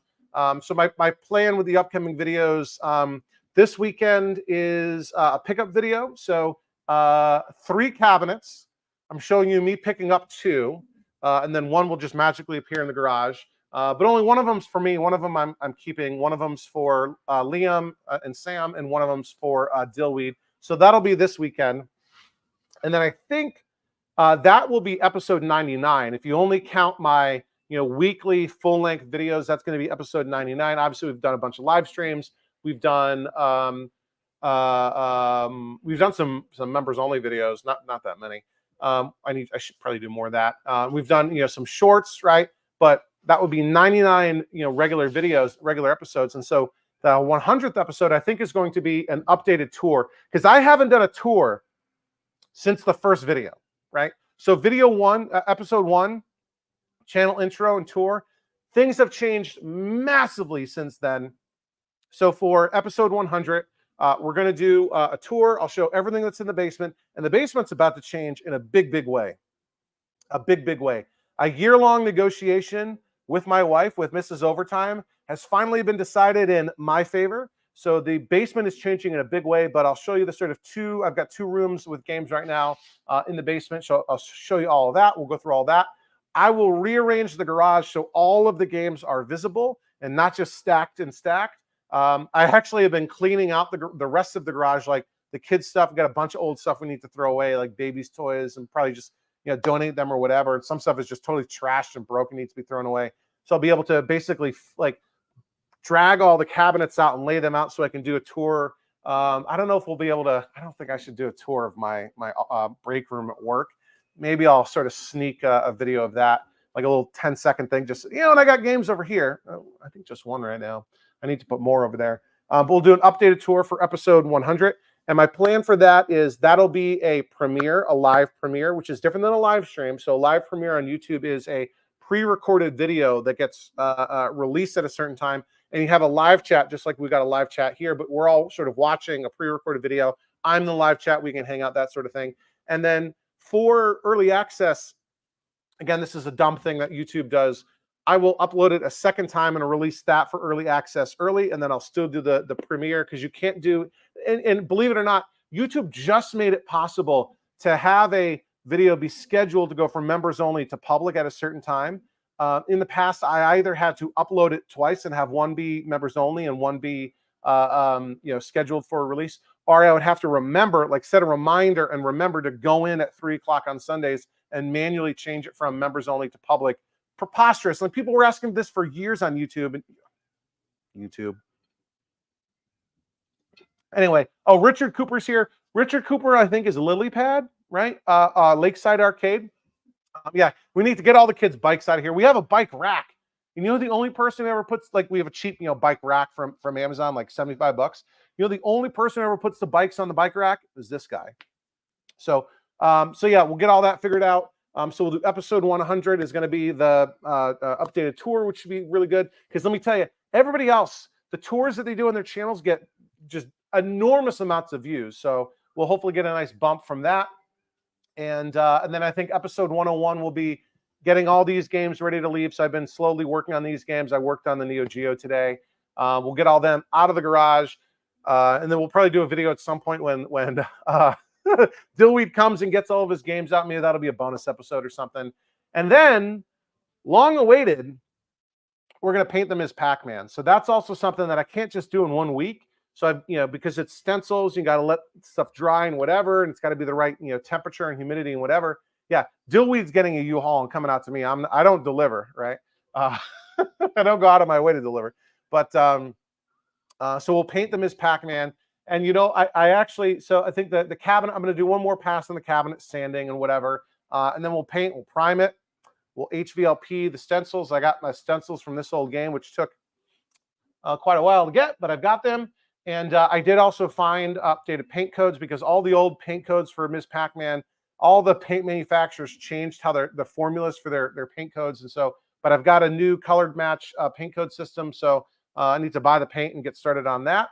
And, one thing we also need to do is rebuild another monitor for Ms. Pac-Man, because since then I actually have cannibalized the monitor for Ms. Pac-Man for another game. But I've got a wall full of, not that many, maybe half a dozen spare monitors. We'll pick one, we'll get that one working, and maybe one with a decent amount of pack burn, because, like I actually, burnt tubes don't really bother me as long as you're using them in the same game that they have burn in, right? So if something has like really bad pack burn and you try to use it in a different game, yeah, that doesn't really work. But as long as you use it in the same game. So and one of the games that I picked up, like my Qbert has, I would say moderate Qbert burn. You probably want to use that in another game, but as long as it's in a Qbert, that's fine. And what's interesting is the Neo Geo monitor, which again is a Balicente cabinet. It's going to be restored as a chicken shift. It actually, at some point in its life, was a Trivial Pursuit, which is a terrible, terrible game. I know some people like it. I think Trivial Pursuit is preposterous. It's so bad that it's kind of funny to play because of how bad it is. The underside of the control panel is Trivial Pursuit art. But that's actually got Clax burn, right? And that's a 4900, right? So, early 80s, 80, 81, 82, maybe 82, the 4900. But it's got Clax burn, which is kind of funny. But, yeah, Wayne says tinted plexi on pack hides it nicely. Yeah. And, another tip, I know other people have done this, and I know Troy from Troy's Restorations has done this. You get like automotive tint, and you apply that directly to the face of the tube. I have some. I haven't used it yet. I actually just stumbled over it the other day, so we might do that. And yeah, the depth charge hasn't shrunk any, so maybe it worked itself out, whatever issue that it had. But I'm locked out of that cabinet, so we can't do it. Chris Dorr, holy smokes. Why am I blanking on what your screen name is? Chris Dorr says, yo, congrats, Charlie. Aren't you wicked fancy with all them scribas now? Wicked decent chummy. Accent, yeah. So here's something funny. Why am I blanking on, is it? So Geach, that's right, yeah. So he goes by Geach on Clav. And he's been a guest host on the Coin Rejects podcast, which is awesome.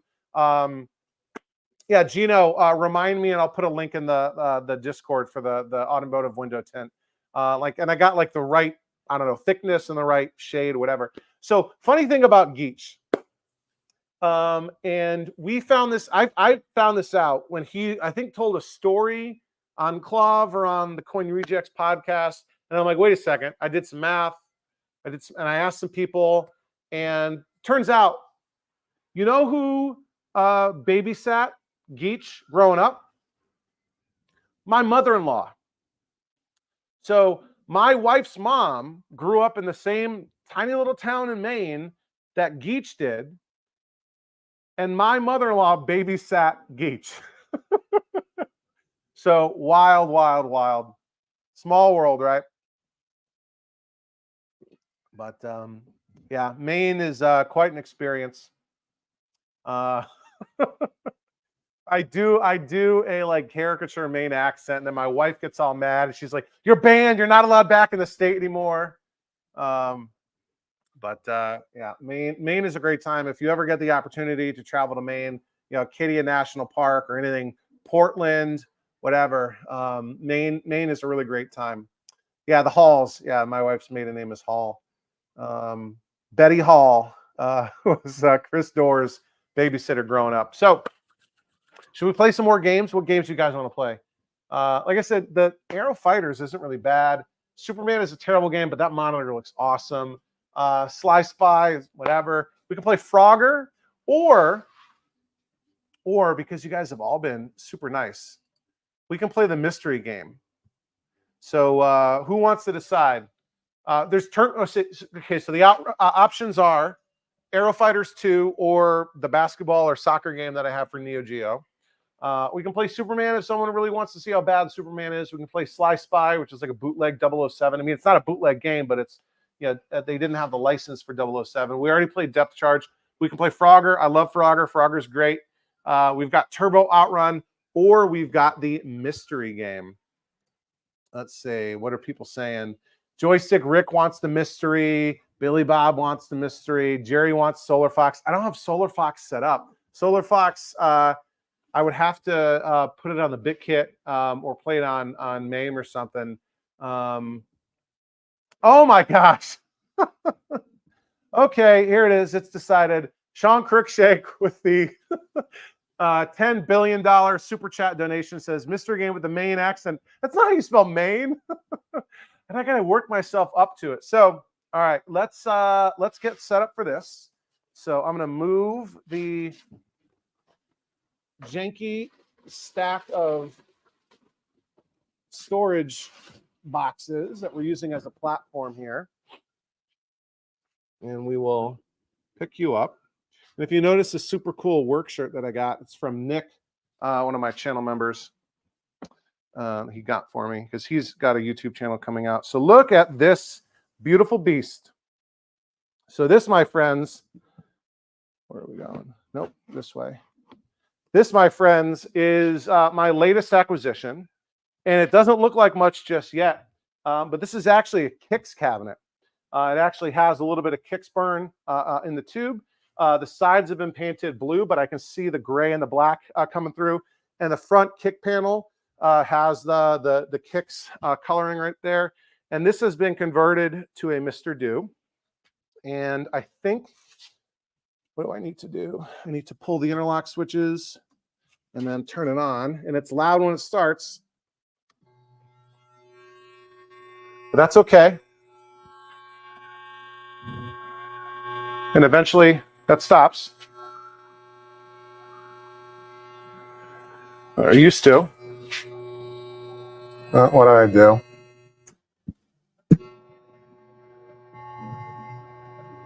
There we go. Now it started. And this is not just any Mr. Do. This is a special version of Mr. Do. So let's slide in here. Okay. We'll get up nice and close. And who can notice? You won't be able to tell right now. This has got a, I haven't touched it. It's got a 4600 that I need to rebuild, but it works. It works fine. Who can notice? It might take a little minute. Who's gonna figure out what makes this version of Mr. Do a little bit special? A little bit special. Let's see if anybody can notice. We'll give it a second there until the attract mode rotates through. Took a little sip of water. Can you see the whole screen? Yeah, you can see the whole thing. Come on, get past this. Or maybe I should just coin up. Why don't we do that? I can reach in here and not shock myself. There we go. There we go. Yeah, so look at that. Zoner, you were right. This is the Taito version of Mr. Do, which I guess I don't understand the story just yet. Obviously Mr. Do made by Universal. They licensed it to Taito. So there are Taito produced boards, legitimate non-bootleg Mr. Do boards made by Taito. I don't know if they were sold as conversions for Taito cabinets or what. I don't know the whole story. Maybe you guys know the story. Please fill me in or link me to the story or whatever. But this is the Taito version of Mr. Do.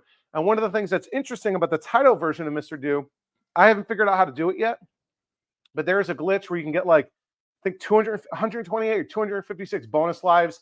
I think Dell did a video showing how to do that at some point. But yeah, and hopefully you can hear it a little bit. I am not a really good Mr. Do player. I don't even really like the game all that much. And I know that's sacrilege to some.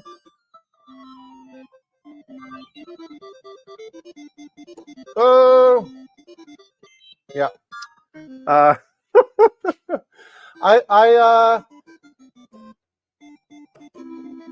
like Dig Dug better, and I know a lot of people don't want to hear that.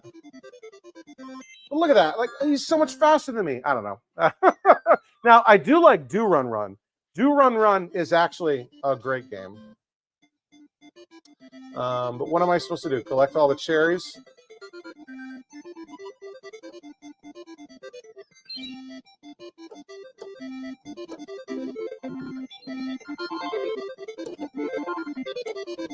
Oh, no. See, I don't even know how to play this game. But this is Ty's favorite game.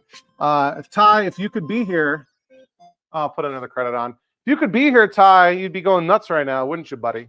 And Ty has a beautiful, beautiful, dedicated Universal Mr. Do, which is just absolutely gorgeous. Come on.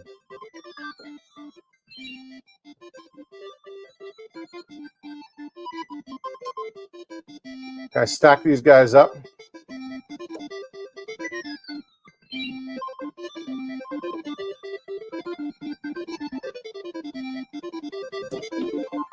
Oh, but see? Yeah, I really don't know Mr. Do tactics yet. So, do I just get all the cherries? Yeah, that clears the board. Like I said, this is the Overtime Arcade repair and restoration channel. It is not the gameplay tutorial channel. So, if that's what you're looking for, I am sorry. You are going to be disappointed.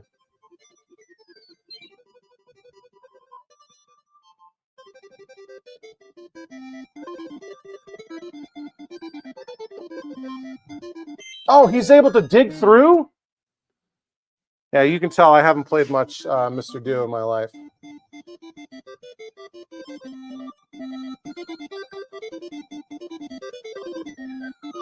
There we go. Is that a... Oh, my gosh. Well, look at that. Game over. So, thank you, Sean, for your super chat donation. All right, back over here. Is it too dark? Yeah, you guys can't even see me now. Let me turn the lights back on. Oh, I didn't even do the main accent, and now it wants me to enter my high score.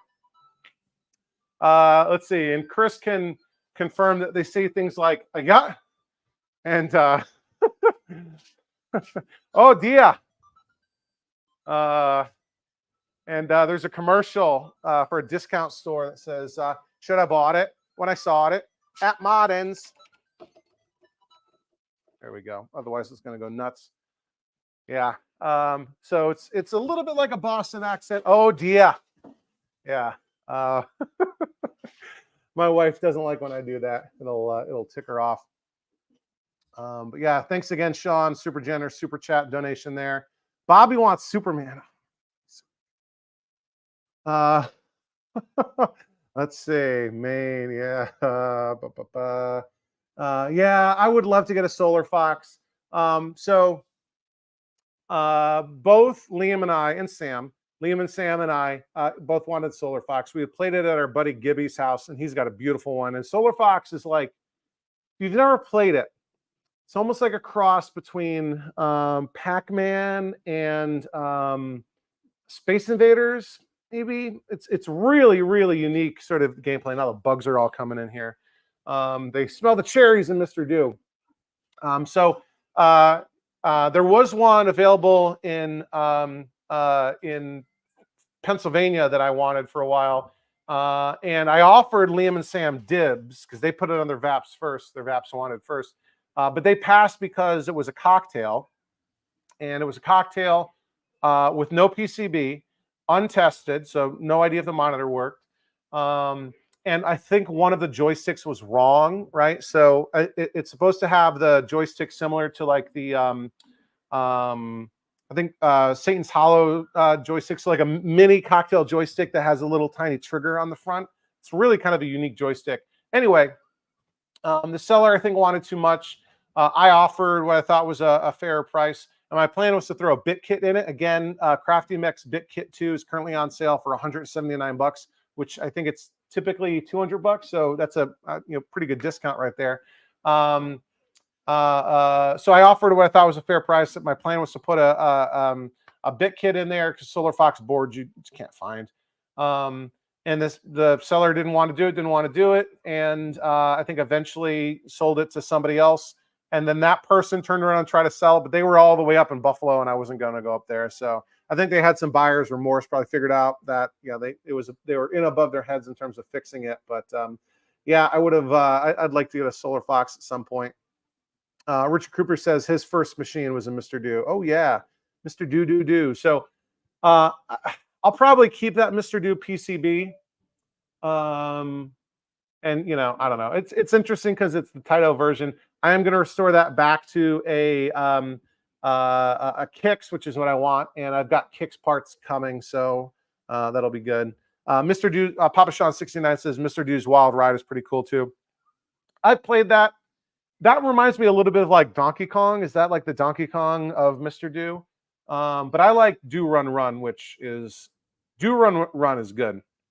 And Do Run Run is why I haven't restored that cabinet back to a Dig Dug.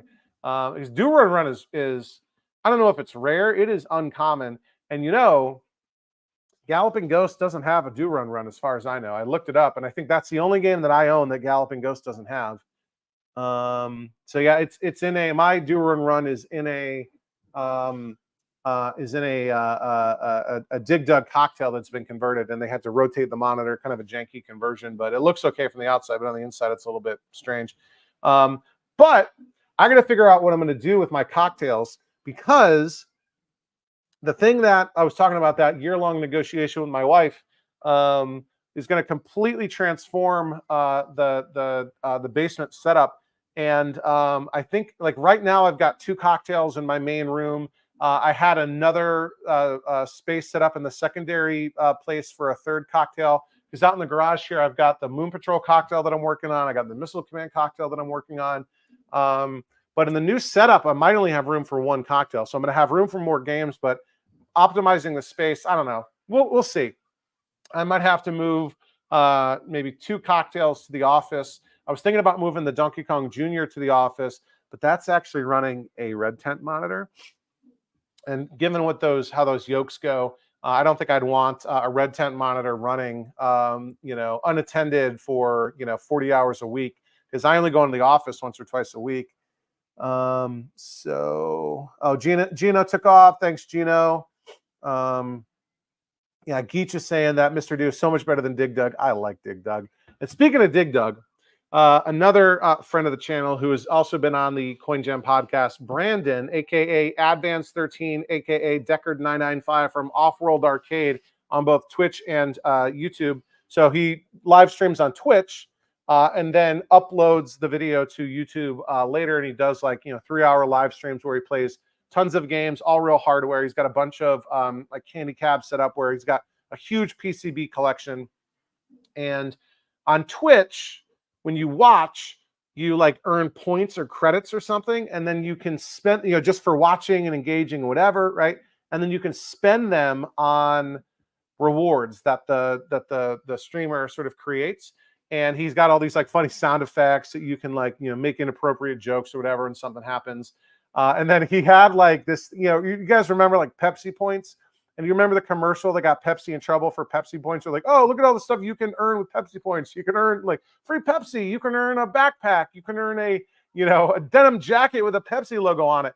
And if you save up 8 million Pepsi points, we'll buy you a Harrier fighter jet, right? And then some kids saved up all those points, and Pepsi wouldn't get them a Harrier fighter jet. But anyway, so Brandon set up as his sort of Pepsi points, joke reward. You save up 10,000 credits, you make him play Zaxxon, right? And I, it took me months and months and months, but I earned 10,000 points, and sure enough, forced him to play Zaxxon. And then he set the second sort of, reset the, because that was a one-time reward of now it's to play Dig Dug, which most people are like, why is forcing him to play Dig Dug punishment? But I guess Dig Dug is one of his least favorite games. I was saying do it something like Super Zaxxon or some other terrible game. And so that should be tomorrow night. So he streams at 10 p.m. Eastern, 7 p.m. Pacific. It's Deckard995 is sort of the URL for Twitch, Off-World Arcade. So if you go and watch, I think at least the first half hour, maybe hour, will be him sort of forced to play Dig Dug. So check that out. I'll be there watching, probably counting how many times he dies, because I did that for Zaxxon. I think he died like 47 times or something like that. That's how bad Zaxxon is. Let's see. Yeah, Zoner, we're going to deconvert that to a Kix, but I'll keep the Taito Mr. Do board. But yeah, I can't put that in a dedicated Universal, because I can't imagine that a Taito Mr. Do PCB was ever in a dedicated Universal. Let's see. Bobby Broadway says he'd love to have a Solomon's Key and Karnov would be two I'd love to have, full machine, not board. I don't. Were they ever dedicated? Did they make dedicated versions of them? So Solomon's Key was Tecmo, and Karnov was Tecmo also? No, Karnov was Capcom, I think. Like butter, yeah. I missed all these tips on Mr. Do. Oh, Random Pixelated Billy Bob says this is interesting. I don't know what he means here. Get a Mappy and you will get some Solar Fox included for free. What does that mean? I don't understand that. Dell's Arcade says still live. Yeah, buddy, we're still live. We're going strong. Dell's Arcade just got off the air. I think at his actual job. Let's see. What else am I missing? What else am I missing? Yeah, I'm not going to put an LCD in a Donkey Kong Jr. cocktail. Okay. People are oh yeah, Data East. Karnov was Data East. Maybe you're right. I don't know. Joystick Rick Sherelle says Zaxxon is king. Change his mind. We might have to ban you. Sorry, bud. Let's see. Wow, 40. I think we're at a peak now. Yeah, I think 41. Wow, we're peaking here. So I was thinking of maybe starting to wind down, but not if everybody's here. What should we do? Should we do a giveaway or should we play another game? What do you guys want to do? Yeah, Bobby, clear Pepsi right now. Yeah. Clear Crystal Pepsi, Pepsi free.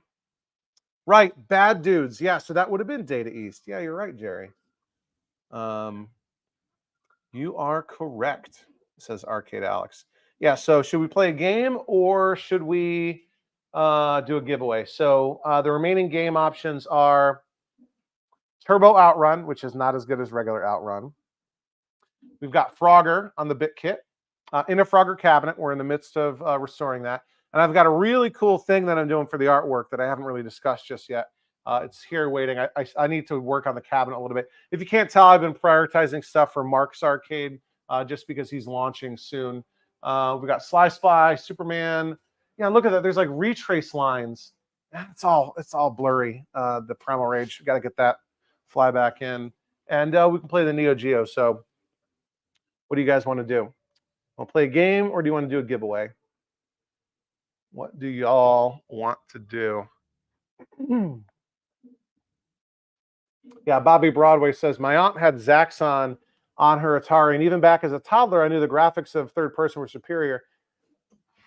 The conversions of Zaxxon aren't terrible, but you know, the actual dedicated one and the isometrics, it just doesn't do it for me. All right, so Jerry and Rick vote for Frogger, and Daniel Nostalgic Blitz, who I think is Daniel Gutierrez, right? Maybe change the sort of name there, wants Aerofighter 2. So we'll do that. We'll do Frogger, and then we'll do the Neo Geo. Arcade Alex wants me to give away a game. That's not what we're doing, but we'll go like this, and we'll get Frogger fired up. I am going to turn off Mr. Do, like that. I'm going to unplug Depth Charge, because that's how you turn off these Gremlin cabinets. They don't have power switches. I will plug in Frogger. Right. If I can find where it goes. There we go. Frogger's on. I'll move this out of the way because this isn't helping me. And we'll turn off the house lights. Yep, that's coming up. Frogger also has a 4600 that I haven't rebuilt yet. Yeah, I've never actually worked on a 4600 before. I'm kind of looking forward to it, just because, you know, it's got those daughter cards on the piece, or on the chassis, and I know that gives people issues sometimes. Turn off the workbench light. All right, let's see. That's about as good as we're going to get, and I know it's blurry. Oh, what's happening? Huh. We had a sync issue there for a second, a vertical sync issue. But okay, so this should be all set. We got some glare, but we're gonna do this. So let me take Dell's comment off. Here we go.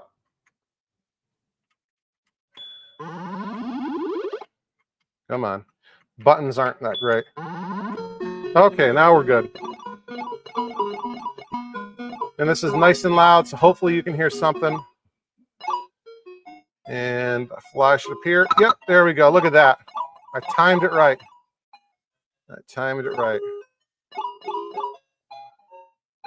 Oh, I didn't time that one right. Nope. There we go. We got that one.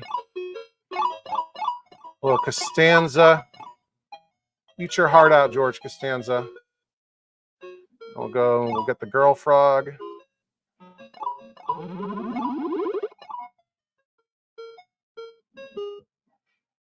Let's see if we can get the fly. Look at that. I've been practicing Frogger, can you tell? Oh, come on, Sync. Don't fail me now.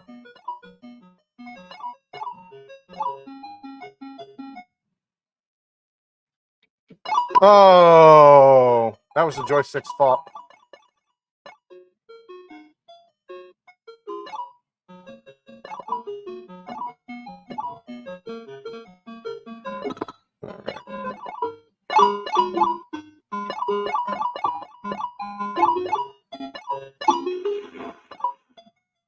Okay, should I go back and get the girl? Nah. There we go. Past the first level. And yeah, this the Bit Kit has saved my score. My high score here is 15,130.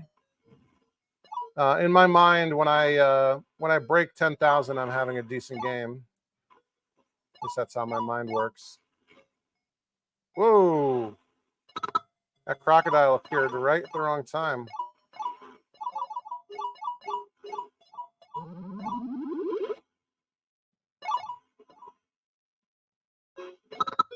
Okay.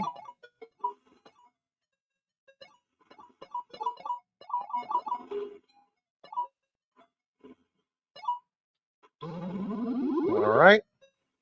We picked up a date. Come on, logs.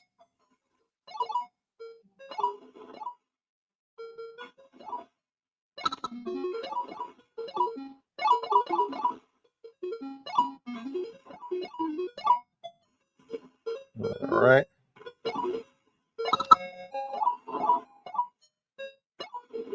I'm concentrating, so that's why I'm not talking. Sorry.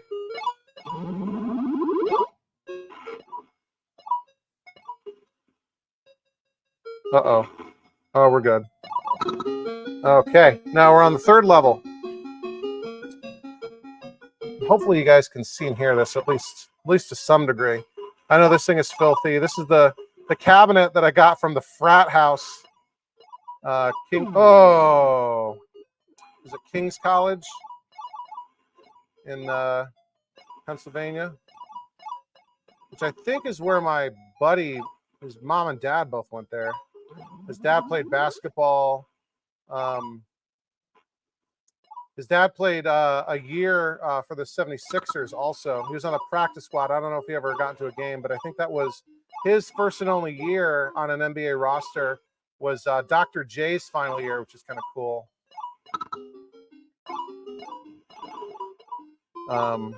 Yeah, so I got this game from a frat house or a football team's house. I'm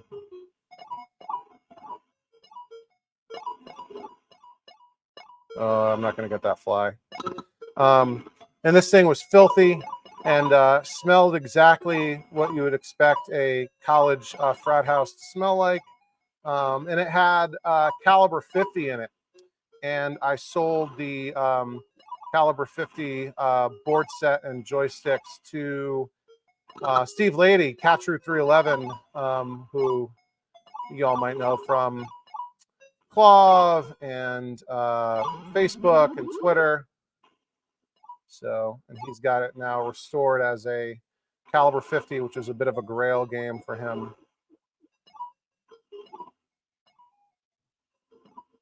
Come on. Wow, that was great. We are on track to beat my high score. I was not expecting this to go this well. And this is all with an angle. Oh, spoke too soon. Oh. Oh, man.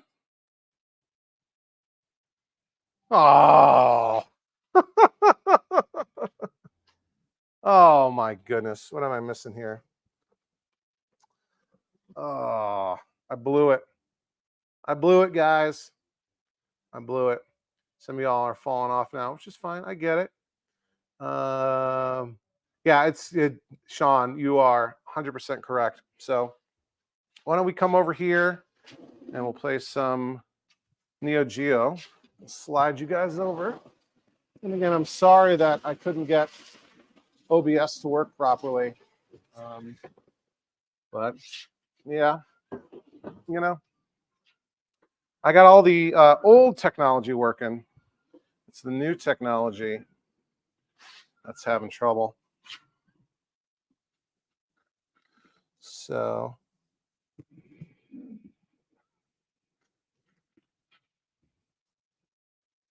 does that look okay? Holy cow, before we do anything, we got to stop the presses. Stop the presses. Galaga Guy Idiot with a $499 million super chat donation. Galaga Guy Idiot says, hello, new to the channel, but like everything you're doing, keep up the awesome work. Thank you, Galaga Guy 88. We will super appreciate that. Yeah, we're celebrating 4,000 subscribers. Huge milestone. We do one of these kind of celebratory things every 1,000 subs. Maybe someday we'll do them every 10,000, but for now, this is what we're doing. So we're over here. There we go. And this is again, this is a 1-slot Neo Geo, so MV1 board.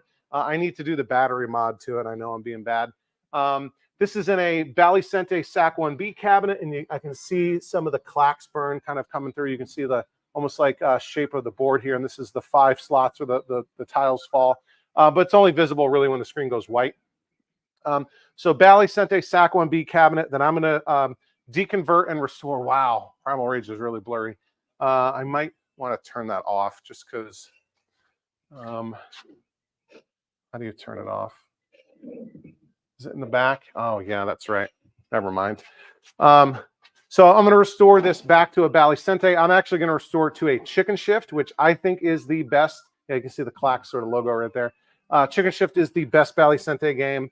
And I was just playing it last week. I was in New York at Barcade in Jersey City. So we're going to go and start a game. Yeah, I know, left down, left right. Oh, I guess I already picked my ship. So there's a bunch of different planes, and we are playing as the F-117 Stealth Fighter, which is okay. It doesn't have the best bonus weapon. And this is a, continue game, quarter muncher. You just keep, feeding it credits to continue. I think we did a complete playthrough on a members only live stream. I think we did that, right? Here's a little mini boss. There's our little sub weapon, which I don't think is that great. And I earned one back. You have a limited number of these sub weapons, and it doesn't have auto fire, which is terrible. Like, I wish I could just hold the button down, but I have to keep pressing it, which is only going to wear out this button. Because when are you not firing? You're never not firing, right? Here we go. We are powering up our shot. And I think it's a pretty simple bonus or upgrade system here. It's not like you can pick different types of shots or whatever. You just power it up, and when you die, you lose it. Here's our stage boss here.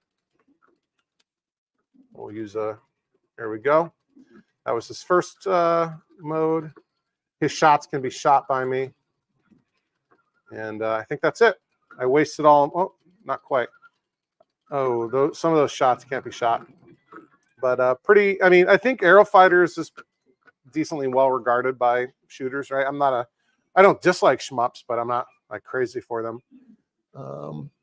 So you go like, oh, there's a mosquito on the screen now. You go, country to country. Where are we in, like, Southeast Asia now, maybe?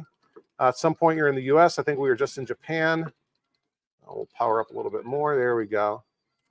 Yeah, still never an auto fire, which is dumb. It just wears out the button.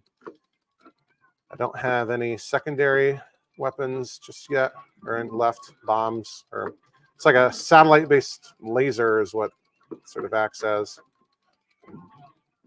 Oh, CZ, what is that currency? And like you have the currency symbols as like bonus points to collect. It doesn't. There's no like economy. There's nothing you can like use it to buy. I think it's just you get points. I do kind of want that. Okay. Is there a boss about to come out of here? And the game goes pretty fast. And I think it's one of those things where you can't continue on the last level. I don't have any. This is sort of a bullet hell encounter. I don't have any bombs. Oops, there we go. Lost my first life. I gotta go quickly get power up back. Nope. Oh, I have. There we go. All right. Oh, no. Okay. Let's do something. Let's do something here.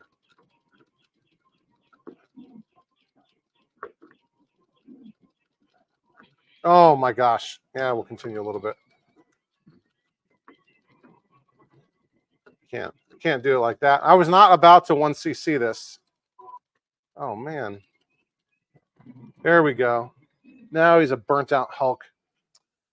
We'll finish this credit. So, that was Brazil, maybe. Now we're in the middle of the Atlantic. Okay. All right. Yeah, this monitor looks good now that I capped it and reflowed the chassis. Oh, this is a bonus stage. That's right. I remember now.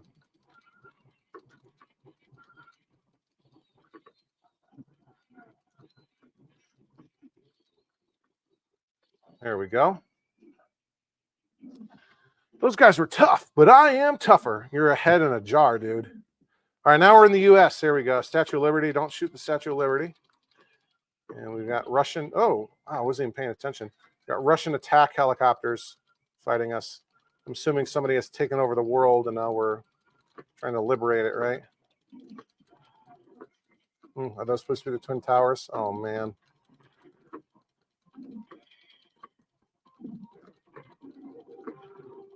Yeah, and I'm just wailing on this button. Now we're shooting AWACS down. That doesn't seem right.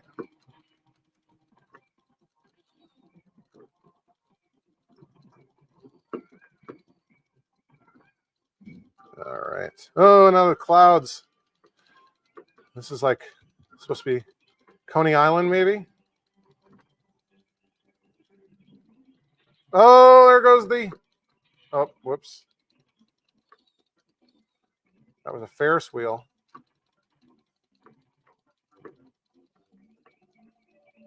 Let's at least get to the boss and then use my bombs on the boss. All right, let's give me an alert. Here we go. So we're a stealth fighter shooting a stealth bomber.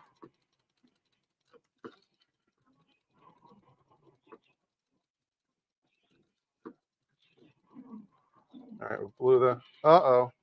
We'll finish this boss. There we go. So the stealth fighter destroyed the stealth bomber. How about that? Where do we go next? London or Paris? Okay. There's the Eiffel. Is that what is that? Oh, that's the Arc de Triomphe. Another AWACS. Oops. Okay. We'll finish this credit and that'll be it for the Neo Geo. Yeah, doing really well, Charlie. Oh, there's two AWACS. Oh, man. I don't think AWACS can shoot. I think it's just like radar, right? But I guess they were not going for super realistic this game.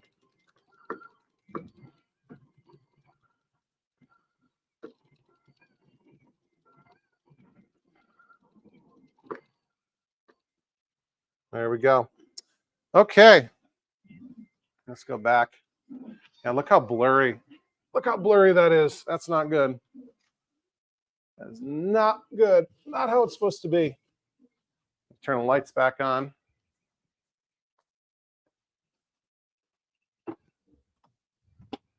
All right. So what'd you think of that? And now one of my overhead garage lights is flickering. I'm gonna fix that. Zoner69 says, I gotta get in my jammies, dudes. You're on Pacific time, bruh. It's not even 9:30 out there, bruh. Again, thank you, Galaga Guy 88 for the super generous super chat. What have I missed since then? Daniel says, used to play Aero Fighters 2 at the local laundromat. Drop quarters there. Yeah, definitely a quarter muncher. Sean says he'll donate $100 to Jerry's GoFundMe if we end up blowing the flyback during the on Primal Rage in the stream. I don't think it's going to blow. And like if I turn this off and let it cool down and turn it back on, it would be fine. Like the last Coin Jam podcast, it was all doing this. So that's when I noticed it, because I had it running for about 2.5 hours because I started it before that live stream started. And yeah, so fingers crossed, we'll get the new flyback in there soon and everything will be good to go. Sean says, let's see that baby smoke. Yeah, not again. I don't want to do that again. Galaga Guy 88 says, just got my first real arcade, a Galaga, believe it or not. There you go. Super nervous about stuff breaking. Kind of dumb when it comes to technical stuff. Don't worry. This is all this stuff is relatively basic, early 80s electronics, meant to be repaired by hand in the field by teenagers, right? These games were built to be played by, little kids and built to be repaired by high school and college age kids. So, that's what they're for. And speaking of Galaga, here, I'll show you this. Try to do this without giving away, too much stuff in the garage. But right here is Liam's Galaga, right? And here is the game that I got for Dillweed. Anyone recognize that super bizarre site art? That's what it was originally when he's restoring it back to, but that also has a Galaga. If you can see it through the wrap, that also has a Galaga bezel on it. I think it's got a bootleg Galag PCB in it right now, but Dillweed's going to be restoring that back to some preposterous game. And that's Dillweed's specialty. He collects and has an affinity for like super weird, game plan and GBI or GPI or GDI or whatever type of stuff. But yeah, congrats on getting that Galaga Guy 88. Let us know, does it work? What sort of condition is it in? What kind of help do you need? If it's working and you're just worried about it breaking, hey, keeping these things up and running, buying a working game or a semi-working game is a great way to get started, because you will have to maintain it a little bit. We can help you with all of that. So, either here or in the Discord, because again, thank you for becoming a channel member. We're happy to help you, do that sort of stuff. And you got a game that is very, very well understood. There's tons of Galagas out there. People know what goes wrong with them if anything goes wrong. So you should be in good shape. And like that board, sometimes has issues, but don't worry, parts are available. People know how to fix them. And if worse comes to worse, you can buy a new board, right? So great pickup there. Marine 50 says, good night to all. Oh, I'm 10 minutes behind already. Let's see. Bobby Broadway fixed his dishwasher. I guess had a micro switch inside. Let's see. Sean says, best channel ever and best community as ever. Well, you guys are the ones that make the community happen. So, okay. Yeah, and Galaga Guy 88, you said, the home arcade community a little bit better. And that's something that I haven't been doing a lot of lately, but I've especially like last year, I engaged with the Arcade 1UP and whatever sort of community as a form of ecumenical outreach, right?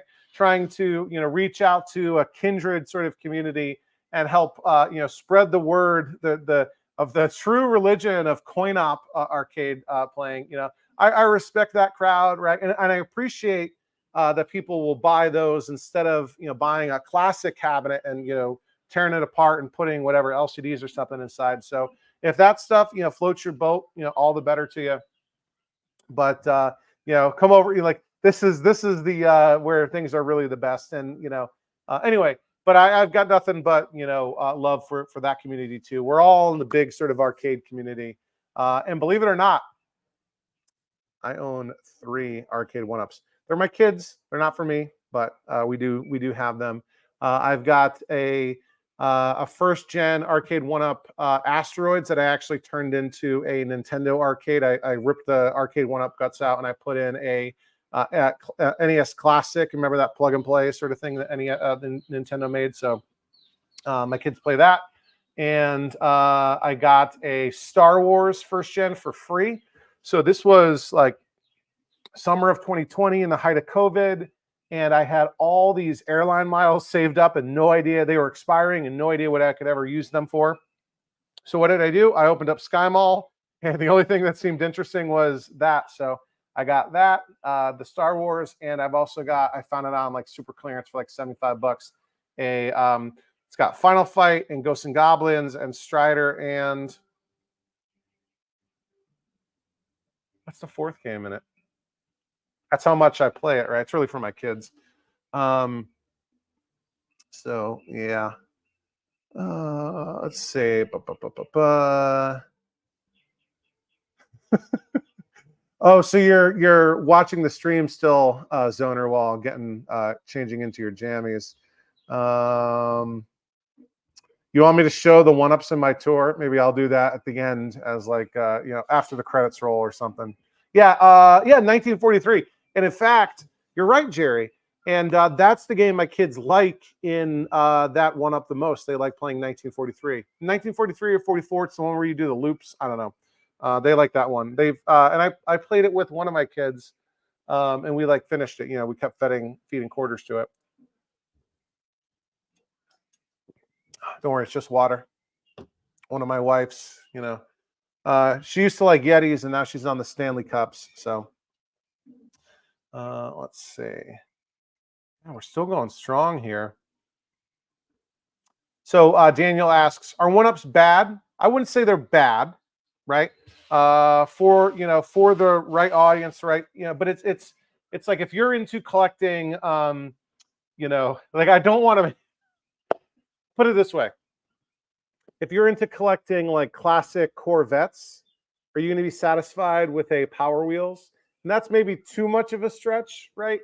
But these things are the real McCoy, right? And I get that they take up space, and I get that they require maintenance. But that's really how you get the true, authentic experience. And the thing that's interesting to me is the 1-up folks. And again, I got nothing against them. They'll say, well, I can't get a full size machine because I don't have the room, and then they buy 12 of them, right? So clearly, if they bought a dozen of them, they have some kind of room, right? And then they say, oh, they're too expensive. These things, $75, free,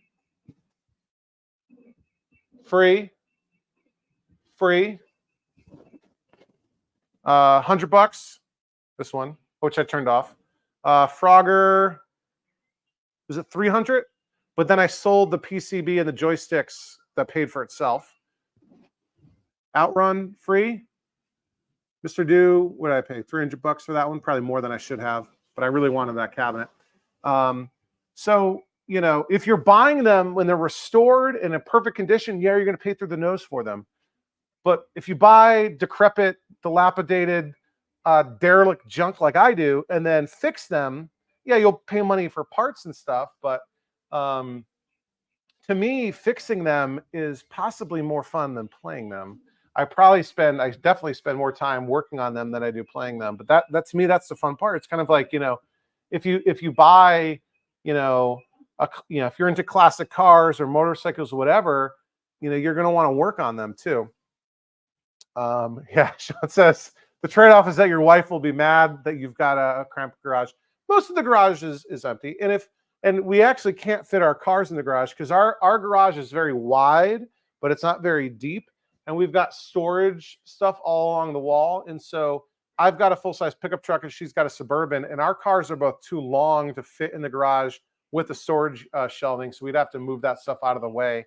But like we're both from New England, right? And we know snow, and Virginia really doesn't get that much snow. There's like one, maybe 2 storms a year that there's even really any snow that sticks. And I think, Sean, you're from New York or upstate New York, so you know what snow is like. It doesn't snow here, really, right? And then, so then, you lose all this storage, but yeah. Bobby Broadway says his dad does Shelby's. That's cool. I do bottom feeder arcade finds, and we share a huge warehouse. There you go, right? And Encore MPW, he's a Mustang guy. And that's like what he does, I think, for a living, right? Buys and sells, parts for like 80s and 90s Mustangs, right? I think his real name is Josh. Let's see. All right. Let me do this. Let's do a giveaway real quick. I got to beat Sean to it. Nope, that's not what I want to click on. Nope. I'll click on this. And I'll give away 5 more channel memberships here. So that's going out right now. Let's see. Who do we got? Drummy, he's won it before. Cole, 24111. Jack Reports, 1. Terrapin 1. Is that a Maryland Terrapins thing? And K-Dog, 69. KDT, 5 brand new Overtime Arcade channel members got gifted them. Awesome. We got a lot of new channel members today. Let's see. So early on, we had Joystick Rick Sherrill joined. We had VHS Arcade Vault. And then we had Daniel Gutierrez, Papa Sean 69. Let's see. This is all like messed up. And then all the folks who got them for as a gift. So then we got Pax Sonic in the house. What's up, Pax Sonic? Okay, so maybe we got time for. We're past 2 hours already. We can play one more game. We got Turbo Outrun, Sly Spy, Superman, or we can pop another game to the Neo Geo. We've got Street Slam, and we've got the Soccer Strikers 2 soccer game. So let's see, what do we want to do? Turbo Outrun, Sly Spy, Superman, or soccer or basketball for Neo Geo?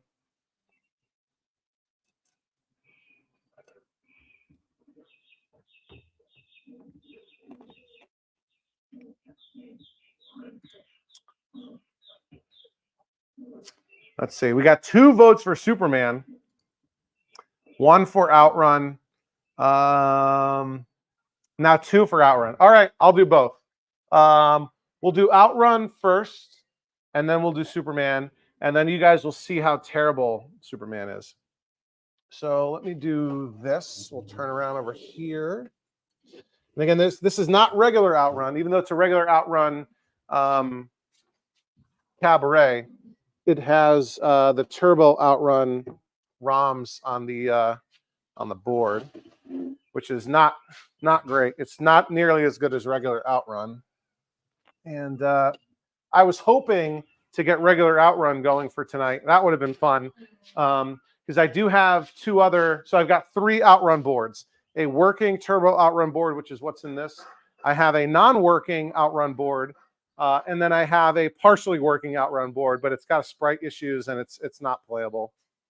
So let's move our stack of storage containers over here. And I'm gonna have to figure out, probably have you on this side, because I need to reach the pedals and I can't block those. So let's see what this looks like. The other issue is the turbo button doesn't really work right, and the shifter doesn't work at all. It just flops. So, but I ordered some new gears, so that should be good. This steering wheel works okay, but the other one does not. And the pedals need to be replaced, but whatever. So let's go ahead and point up.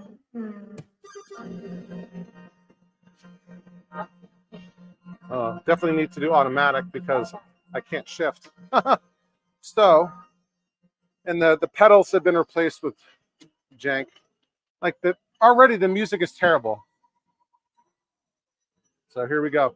You know what's funny is when I was traveling 2 weeks ago in California, my rental car got upgraded to a brand new 24 cherry red Mustang convertible that had about 1,000 miles when I got it. And I had the top down the whole time. Driving around with Zoner 69. Picked him up. We met Sean and we went to that really cool arcade, Y2Cade, in just outside of LA. So I drove from San Diego to LA. Whoops, I didn't do that. In that convertible that I had. That was beautiful. Great weather, a lot of fun. Great meeting, Zoner and Sean in person. It was great of Jim to open up Y2Cade for us. And that was my video. Now we're in DC, not too far from where I live, about an hour away from DC. Yeah, we did that video tour of Y2Cade. Was the episode that came out on Sunday. Whoops. Yep. Nowhere near as good as regular Outrun. And let me try the turbo button, but not through these turns.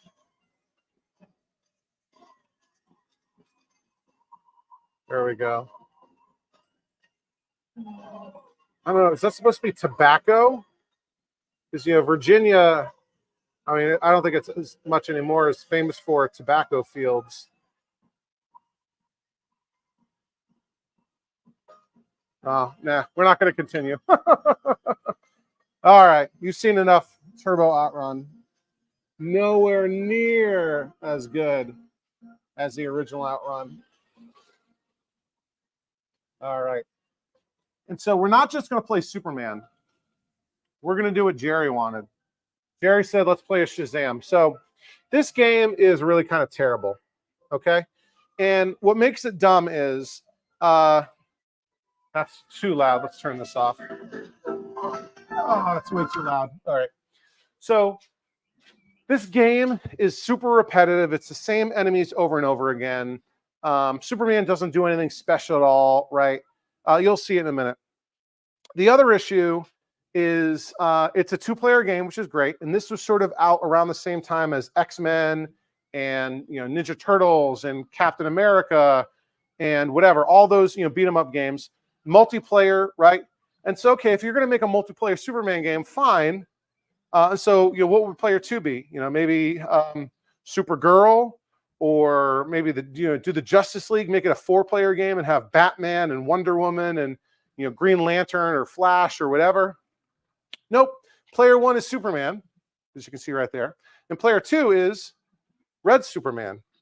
And no, that is not Shazam.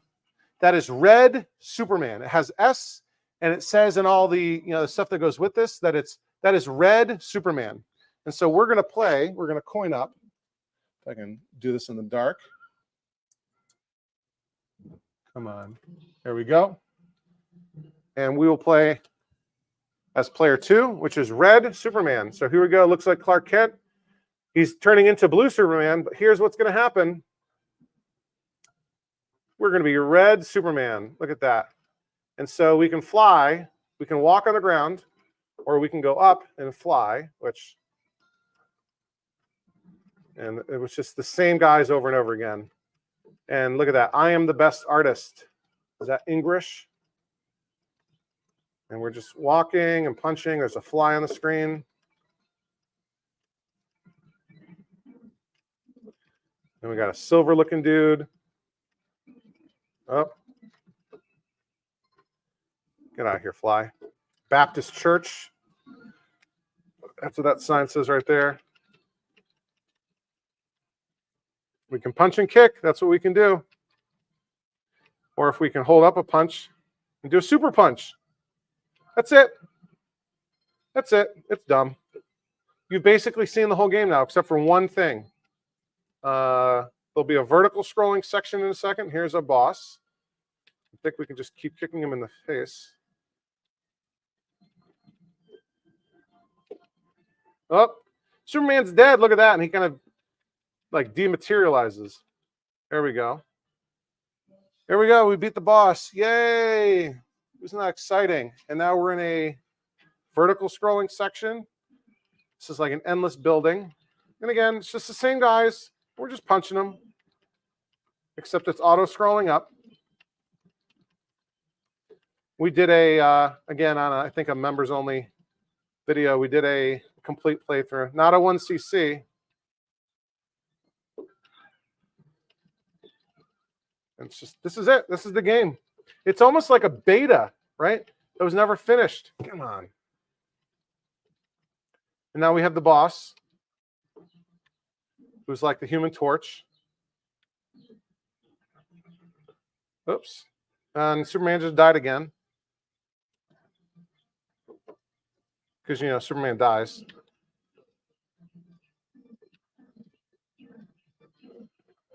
Can't dodge down there. All right, now that's done. Yay! So good. And now we're in a horizontal auto scrolling. And now we can use our heat vision, which apparently we can't do on the ground. And he's not shooting lasers. Remember, this is not Cyclops. This is Red Superman. He shoots heat laser or heat vision. And there's all these asteroids or whatever they are, and girders way up in the sky. And now we're fighting an Apache helicopter. And this is the same boss. Oh man, this is the same.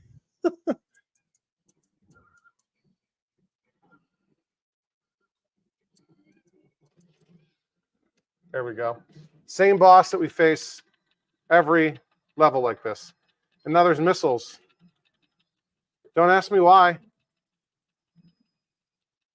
That's it. I think we might face another helicopter at the end of this stage. Look how this is just, come on, and Taito made this game. Very poor effort, Taito.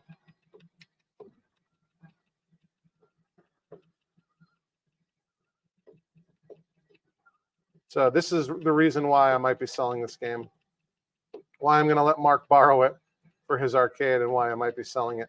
The only thing that's cool about this is that it's an interesting, there's another bug, interesting cabinet. This is a Dynamo HS7, not an HS5, not an HS2. This is an HS7, which is very, it's like flat top. It almost looks a little bit like a Nintendo cabinet, a little bit. Get out of here. All right. Congratulations. We'll go to the next round, San Francisco. All right, we'll finish this credit. Now we're back on the ground. Same thing. Go to the right, punch and kick.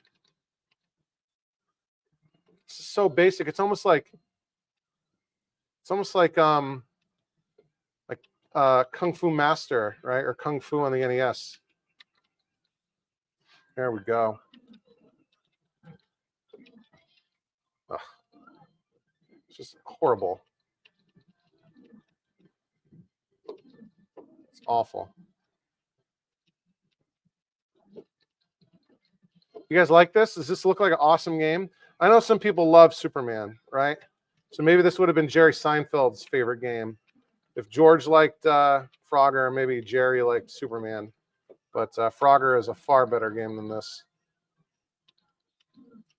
It's just the same guys. And then later on, they'll have like, this is like Man Spider. They'll have like palette swap. There'll be different colors, but it's the same guys.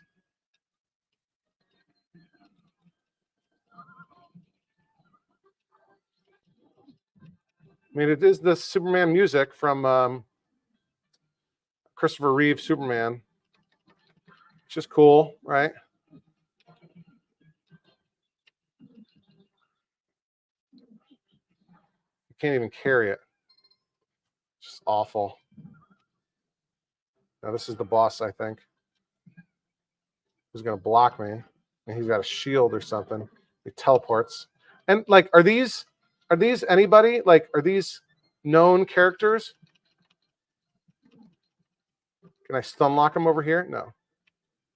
He's almost dead.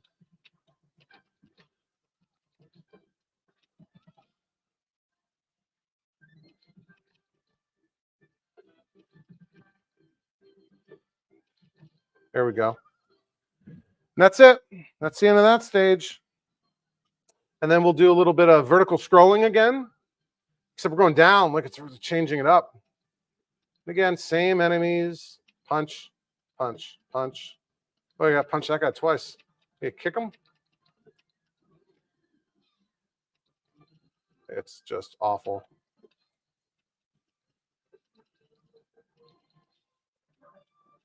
What's that guy? Oh. Superman is slow. Poorly, doesn't respond well. Again, it's Red Superman. Not Shazam. And now this is a boss. Elephant Man. There we go. Nope. No, thank you. We're not going to continue. We are not going to continue playing that. Oh, my gosh. Nope. But, you know, what's nice about that HS7 is it has the same, you know, fold-out PCB tray underneath the control panel. So you open up the control panel, it folds up, and then you pull the PCB out, and you can easily swap JAMA games in and out. So that's what I have been using it for, was a JAMA test setup. So let's see. What did I miss? Oh, we already played Primal Rage, Bobby. Sorry. Yeah, Superman is not like Superman 64. That's a terrible game too. Are there any good Superman games? General Strife, what's up? Let's see. Pixelated Traveler says, I live in SOMD. Oh, Southern Maryland. Okay, cool. That's where Liam and Sam from Retrobotics, they're from Southern, or they live in Southern Maryland. I'm in Northern Virginia.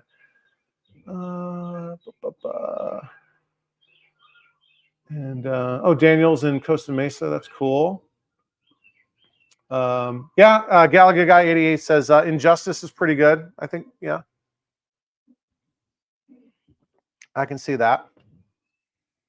General Stripe has never played Outrun before. Outrun is awesome, and Outrun has awesome music. The original Outrun, not Turbo Outrun, original Outrun. So that's why we'll have. Oh, we turn that back to original Outrun. Let's see. Outlaws from the West. Here's my buddy Eric. Man, have you been streaming, man? I haven't been getting notifications. So Outlaws from the West is my buddy Eric. We grew up together. We went to high school together. We played football together. I was in his wedding. Eric is awesome, awesome guy. And I still tell the story of your wedding, Eric, both what the priest did and how awesome your reception was. Oh my gosh. So Outlaws from the West says, howdy, congrats on 4K. Eric, he streams mostly Red Dead Redemption, some other games too, but it's sort of, a Western sort of themed streaming channel on YouTube. So thanks, buddy. Glad you were able to check in. And okay, and Galaga guy says, how did you end up getting Superman? So I'll tell that story real quick and then we'll wrap it up. So I got it for free, right? Yeah, you were in my wedding. Well, there was nobody really in my wedding because my wedding was teeny, teeny, teeny, tiny, right? So you were at my wedding. I think all in all, my wife and I, we only paid for 35 people's dinner, but you were invited to the wedding. You were there. But yeah, there was like my parents, my siblings, my wife's parents, her siblings, and it's a very, very select few number of friends, and you definitely made that cut. So, but yeah, we had blueberry beer, kind of a main thing of Geech's here. It was Sea Dog Blueberry, which is a cool beer from Maine. But yeah, so Gallagher Guy 88 asks, how did I get the Superman? So I did a video about that way over a year ago. So this was an awesome pickup. This was one of the closest ones to my house that I've ever done. So this was maybe 20 minutes away from my house. And did I see it or did Liam see it first? But anyway, 2 cabinets for free. They were listed as empty, but free in 20 minutes from my house. So I said, sure, I'll go get them. One was this HS7. It had some Superman artwork on it, but it was had been converted to a JAMA puzzle game, like not even a good one, like Battle Balls or something like that. But I got it because it was a Dynamo cabinet, like it says right here, Dynamo. So it makes it easy to swap different game boards into it. And the other one was, excuse me, a Time Soldiers, but it was originally a Pango cabinet. And if you know what Pango looks like, Pango is a very distinctive shape. And once you know what a Pango looks like, you will see them all the time. And Pango is a game that I wanted. So I picked up both of those for free. And what was really cool is they weren't empty cabinets. They were complete games. The Time Soldiers was working except the PCB. There's no sound. And the Battle Balls had a PCB issue. I think I gave that to Dell, and he converted it. I think he converted to Raiden or something like that. Like there's something you can do, like the board's compatible. I might still have the Time Soldiers PCB. Maybe I sold it. I don't remember. But I restored the Time Soldiers back to a Pango. That's one of my nicest restorations. That's in the basement. There's a whole series about that. That was an incredible project. Lots of ups and downs, but that came out awesome. That's one of my nicest cabinets. It's a Pango, which is a really great game. Sort of like Sega's, alternative to Pac-Man. You play as a penguin who's pushing blocks of ice. Pango's an awesome game with awesome music. This Dynamo, when I discovered it was a Superman because the sides have been painted black, and when I stripped the black paint off the sides, there's Superman side art. It's like really 4 foot long, Superman on the side there. And then the Superman bezel was flipped around. And so I bought a marquee and I bought a new control panel overlay. I think I got the Superman. That's an original Superman marquee, I think. And the control panel overlay I got from XL Arcade, and I found a PCB for relatively cheap on eBay. So yeah, turned that back into a Superman. So that's kind of the story there. But oh, Nick. So Nick saw me wearing his shirt. So what does it say right here? FAE TV for Fremont Ave Experience. Nick says, hey, Charlie, just stopped and wanted to say nice shirt. Congrats on the subs. The Neo Geo looks like it's coming together. So yeah, buddy, appreciate it. Recap that monitor. So the monitor's working good now. I still need to do the battery mod. I just ordered I have the wrong I'm doing the CR 2032 battery mod for the Neo Geo, and I bought the wrong battery holder, so I got the right one coming now. But yeah, Nick, thanks for the shirt. This is actually a really cool shirt. And Nick has a YouTube channel coming out soon, hopefully very soon, but he's been talking about it for a while. He's even got merch already. He made this shirt for me. He's got one for himself, so, and it's really, really comfortable. Yeah, all right. And then Geach says, Pango's a good one, but infuriatingly difficult. Still always keeps him coming back through gritted teeth. I'm like, yeah, but if you know how to do it, you can, like, you know, get the 10,000 bonus points for lining up the blocks together. Oh, wow. Arctic Arcade checking in from Norway. I mentioned you earlier. I guess it's 5 a.m. in Norway, so going back to sleep. I just want to say congrats on 4K. Well deserved. Thank you. It's almost midnight here. I've got to wrap this up because I got to work tomorrow. Let's see. Let's go back through here. I want to thank a whole bunch of people. So we got super chats from Sean Cruikshank, from VHS Arcade Vault, from Arcade Alex, from a super sticker from Daniel Gutierrez, another one from Sean. We got one from Galaga Guy 88, and then a bunch of brand new channel members: Daniel Gutierrez, Papa Sean 69, Joystick Rick Sherrill, VHS Arcade Vault became a channel member, and then a number of people donated gifted memberships, including Sean and Zoner 69, and I gifted a couple too. So we got a bunch of people. So that would have been 1, 2, 3, 4. So I think we got 20 gifted memberships. So anyone who became a channel member or was gifted a channel membership, go to the community tab on my channel, scroll down until you find the members only stuff. And there should be a link there to the Discord, or to get into our private members only Discord. Or if you link your, go into Discord, sign up for Discord, it's free. If you don't already have it. And then from Discord, you know, link it to your YouTube account, and then you should automatically get added to the Discord that way. And right after this, I finish the live stream, I'll go into the, I'll post another members only community post and put a fresh link to the Discord. But guys, thank you all so much. This has been an amazing, amazing journey so far. We'll keep it up. I do this all, you know, this is a ton of fun making this channel. You know, I'd be working on these games anyway, but it's so fun for me to share it with you all. And the fact that 4,000 of you even care, we're probably close to 4,300 by now. The fact that, you know, that many people care about this content, care about these games, and, you know, find me not, you know, not annoying enough to not watch. Really, really appreciate it. It means a lot to me. Yeah, thanks so much, all you guys, especially the last ones here, General Strife and Geach and Bobby and Dan. Thank you so much. So we got a lot of people still watching, but we've been 2.5 hours into it. Thank you for all of the support. I got to get to bed. I got to work tomorrow. And OBS isn't working, so I can't play any music, so I'm just going to have to sign out. Anyway, new video coming on Sunday. Early for Overtime Arcade channel members. Thank you all for your support. As always, thanks for watching Overtime Arcade. I'm Charlie, and I'll see you next time.